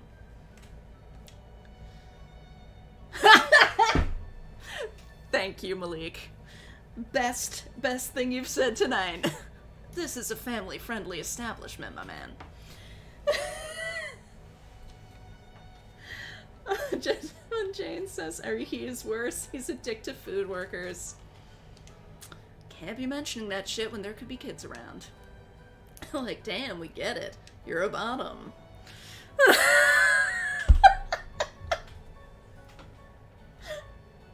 Love it. Bottom. Jesus fucking Christ, you've been hanging around entirely too many gay people lately. Rand says 3 masters and no doctorate. What? Wait, are you implying that I meant? Mia does a keyboard smash.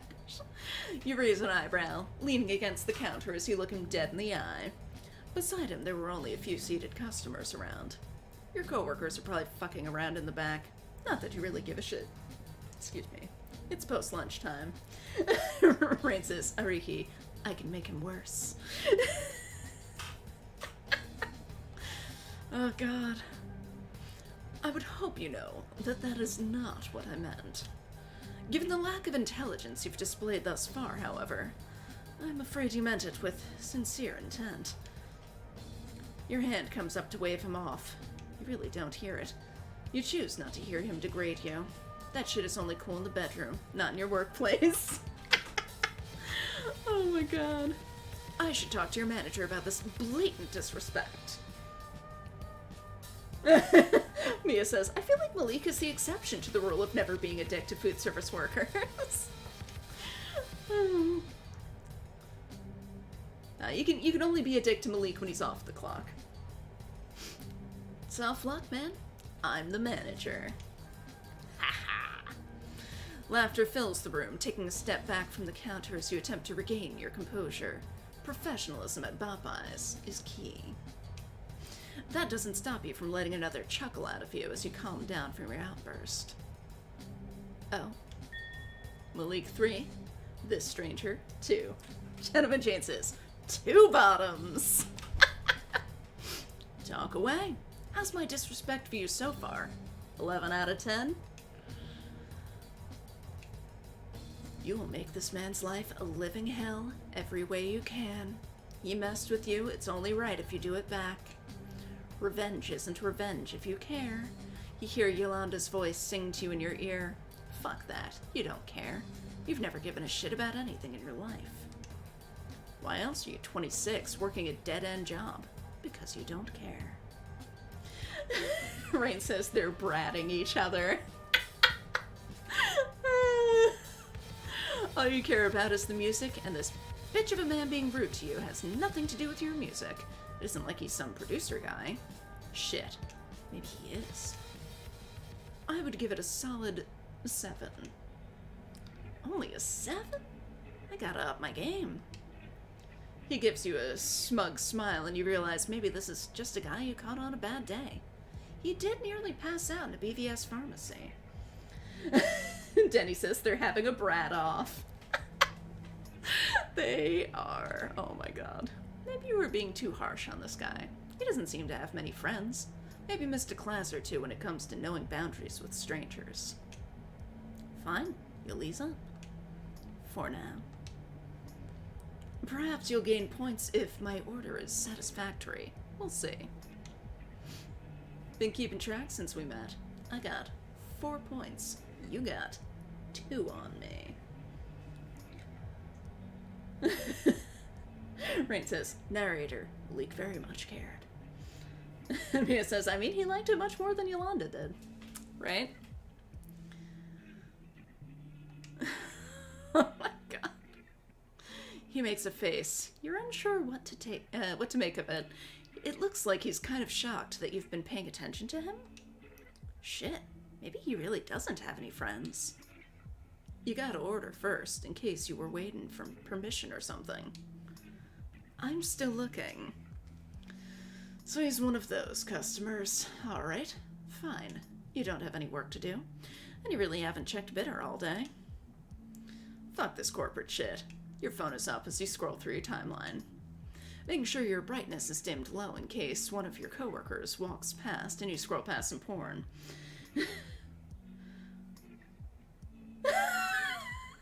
Gentleman Jane says, Yolanda just needed a chance to top, then turn him into a fish. Oh my god. A chicken sandwich meal, please. Sure thing, man. You toss your phone aside, not really caring where it landed. It's already cracked to shit anyways, it's not like you can break it anymore. He pretends not to eye your discarded phone as he pulls out his payment. You notice the quick look of judgment on his face before he ultimately shuts it down. That's unlike him. It says, at me or the food? At least as long as you've known the guy, which, like, admittedly, not long. Will that be all today, sir? Why the fuck did you just call this E-boy sir? Ew, what the fuck? Sure, that is standard practice, but something in you feels different when you say it to him. Rain says, I'm here for fish with Yolanda. Not the time. Yes. Yes? Thank you, Malik, for your service. You're treating me like a veteran or some shit. Gonna die if I don't get you this chicken? Your life in my hands? Good song title. You write that down on a receipt to remember later. I meant it, alright? Take it or leave it. Sure, sure. Ooh, deliver the chicken to him personally or have one of your coworkers bring him his food. I'm gonna give it the personal touch. You're off to the back to grab a clean tray of food for him. You typically wouldn't care, and he would give a regular customer a tray that still had a bit of biscuit crumbs on it, but he's different in a way you really don't want to think about. Having a sexuality crisis at work wasn't on the Patterson agenda today. I mean, clearly it should be. Like, where is the right time and place for you to be having a sexuality crisis, Malik? Like, let us know when you find it.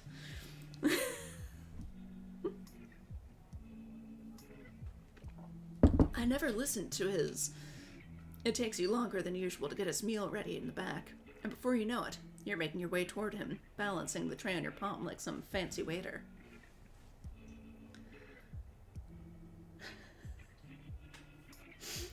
Gentlemen chances, so these two are never going to fuck, because neither will move past Brad's stage. Your mixtape's in his hand. Shit. Getting excited over a random person giving your music attention is embarrassing. You force yourself to calm down as you slide the tray in front of him. Hey, ain't that mine? Did you like it?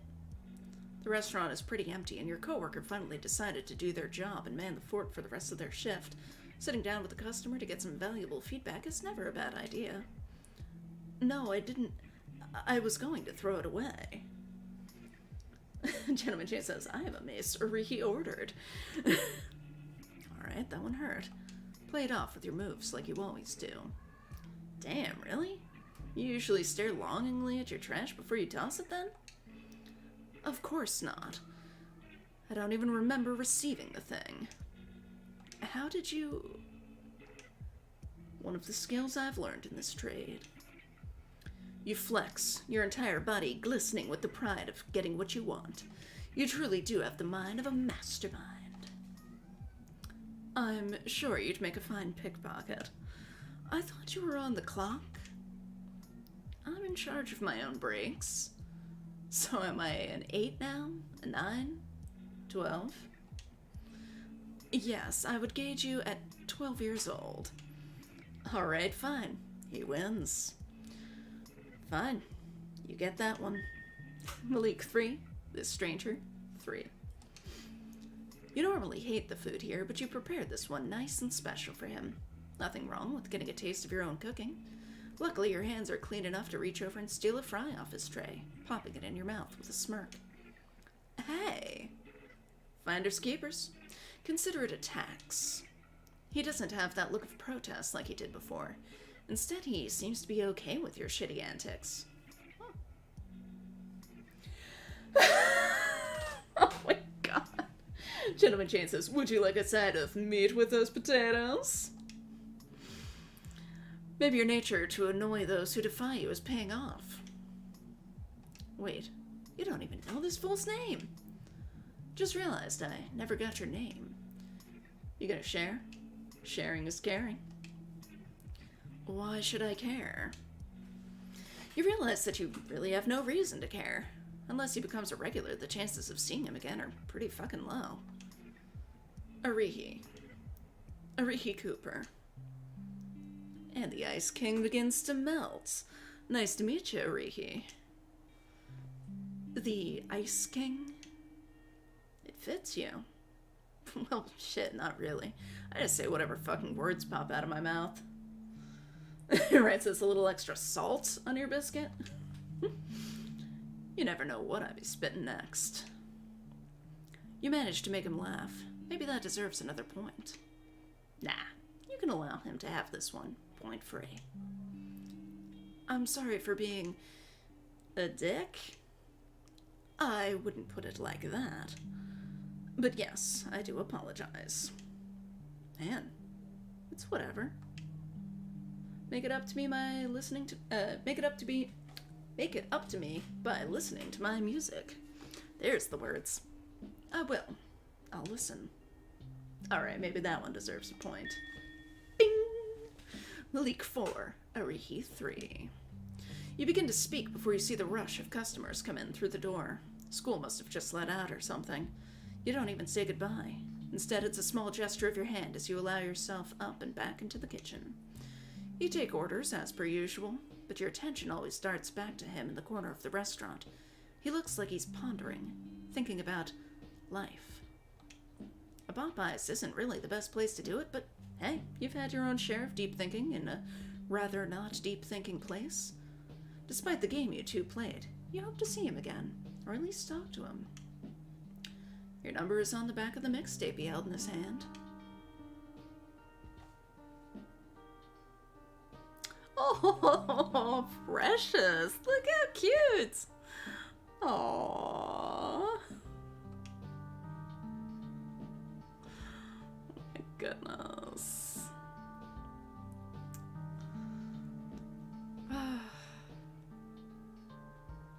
Okay.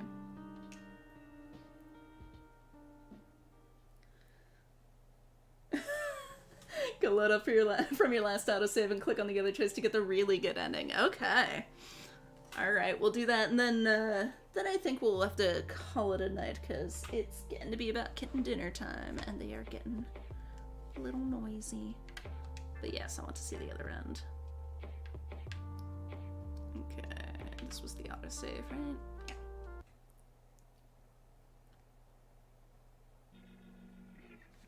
Okay. Have one of my coworkers bring him the food. You decide that you should actually do your job and have one of your coworkers actually do their job. You're the manager of this establishment, for crying out loud. You could be in your office writing bars instead of continuing to be insulted by this person whose name you don't even know. Ooh, Kamari Adams. Worker at Popeyes, Malik's coworker at Popeyes. You know what, Kamari, come deal with this. The order is already placed and the ticket has been printed out to be served. You hand it over to her before trailing off into your office, tossing your hat aside as you take a seat in front of your computer.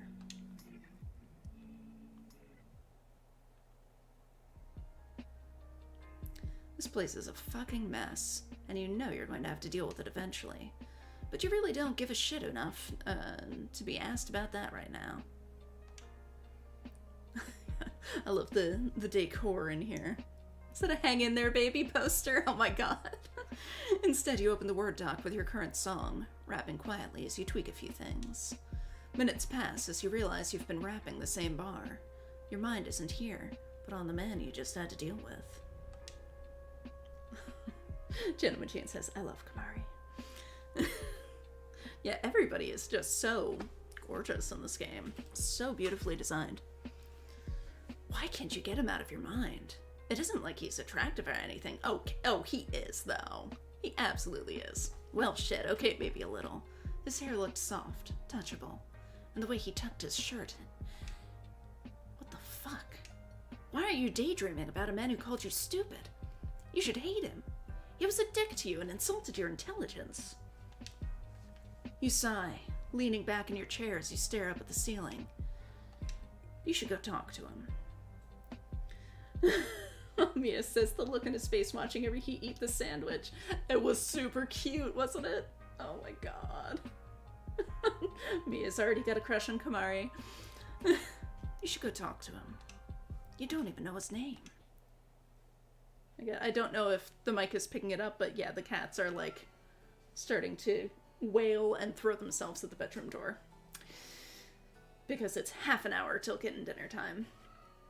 Which means, in their mind, that I am late to kitten dinner time. Rand says, character design on point, and Malik is into humiliation. He does seem to be, doesn't he? The restaurant is empty, sans him sitting by himself in the corner. You watch him for a moment. He presents himself with such grace, almost as if he's royalty. Something you can't help but laugh at as you walk up to him. Gentleman Jane, Malik, show me that D. Goes on forever. Bless you. I've met you twice and don't even know your name. Gonna tell me, or do I have to call you the E-boy with 3 masters? He lets out a quiet laugh as you approach him. Huh. Why does his laugh just give you butterflies? I suppose I owe you at least that. I'm Arihi Cooper. Well, Arihi, look at you sitting here all alone. Don't you got a girlfriend or something? Kinda depressing, don't you think? He gives you a dry look as you pull up a chair to sit with him. You know, you could have easily sat across the booth from him, but where's the fun in that? I'm a marriage counselor. Dating is the last thing I want to deal with outside of my sessions. Are you married? He takes a quick glance at your hands resting on the table, letting out a laugh. Of course you're not. A man as insufferable as you wouldn't last in a relationship. I mean, fair point. Ouch. He has a point. Your longest relationship was about 5 years and ended when you were 24. Ever since, dating hasn't really been your thing. You can never get past that talking stage with women. Dating with 2 kids isn't ideal. Again, I don't think the kids are your problem, Malik. I mean, honestly, like, his daughter, at least, is so fucking cute that, like, he could probably just, like, hang out in the park with his kids and, like, pick up another single parent. Mia says, they are so cute! Wow. First of all, you're a dick. I have 2 kids and dated a girl for 5 years. I know something about relationships. Bullshit. Prove it. Prove it? How are you supposed to prove that you dated Alice for 5 years? Sure, you can pull up pictures on your Instagram of the 2 of you with your daughter, but you could always say it's photoshopped. Haters will say it's photoshopped. You think quickly, realizing the only way to get him to believe you is by doing what you do best. Flirt. Oh my god, Malik. Would someone who hasn't been in a relationship do this? Oh my god. Oh, Malik, you beautiful asshole. You don't think, you never do, but especially right now as your body goes on autopilot as you move to sit beside him, your hand coming up to gently caress his cheek, thumb running along his cheekbone before you lean in to kiss him. What? Why the fuck did you just kiss this man? You realize you're in way too deep now, and decide the only best possible option is to stick with whatever plan your conscience comes up with, pulling away slightly to take a look at him and gather his reaction. Danny says, I told you! Thank you, Danny. And thank you for being here. And Mia says, wow! Rain says, oh my fucking god! Gentleman Jane says, nice. And Rain says, just casual sexual assault. Yeah, a little bit. A little bit. What could go wrong? Mia says to Danny, y'all really came through for us. Thank you for your service. He looks surprised and not disgusted nor annoyed like he typically does. His cheeks are flushed and he doesn't seem to move away from the 3 inches you gave him.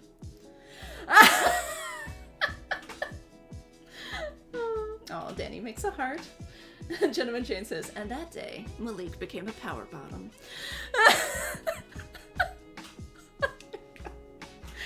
Neither of you speak instead. You just stare at each other in disbelief of the fuck shit you just pulled. Why did you do that? To show you how I pull my moves in relationships. What, didn't like it? He doesn't give you a verbal response. He just sort of stares at you for a moment, almost as if he's thinking or having a crisis. He still hasn't moved any further away from you, so maybe that's a good sign? Maybe you have royally fucked up.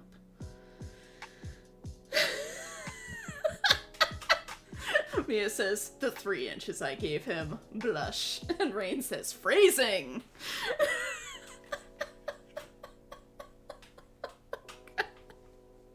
Oh my god. Oh god. I didn't hate it. It's just been a while. No, I mean, you didn't hear that. Oh, fuck it.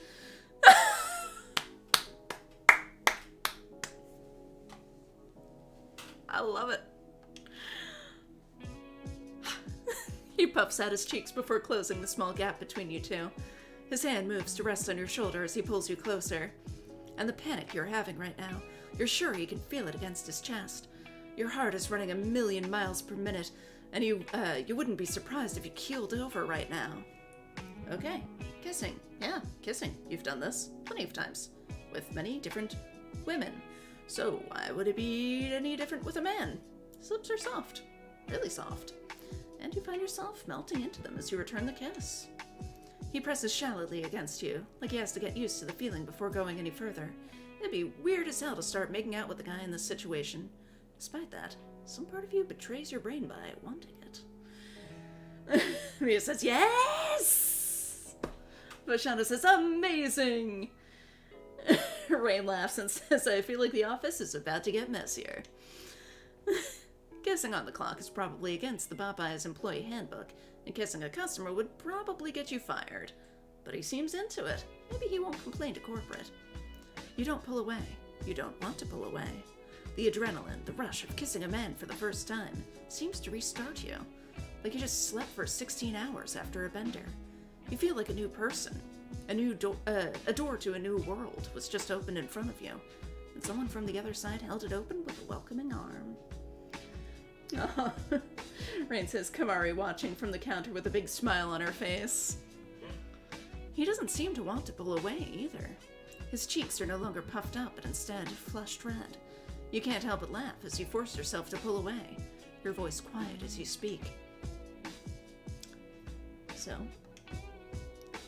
I suppose I can see you in a relationship. I love his blush. The blushing is so good. Told you. One thing about me, I never cap. Cap? You give him a look. He must be old.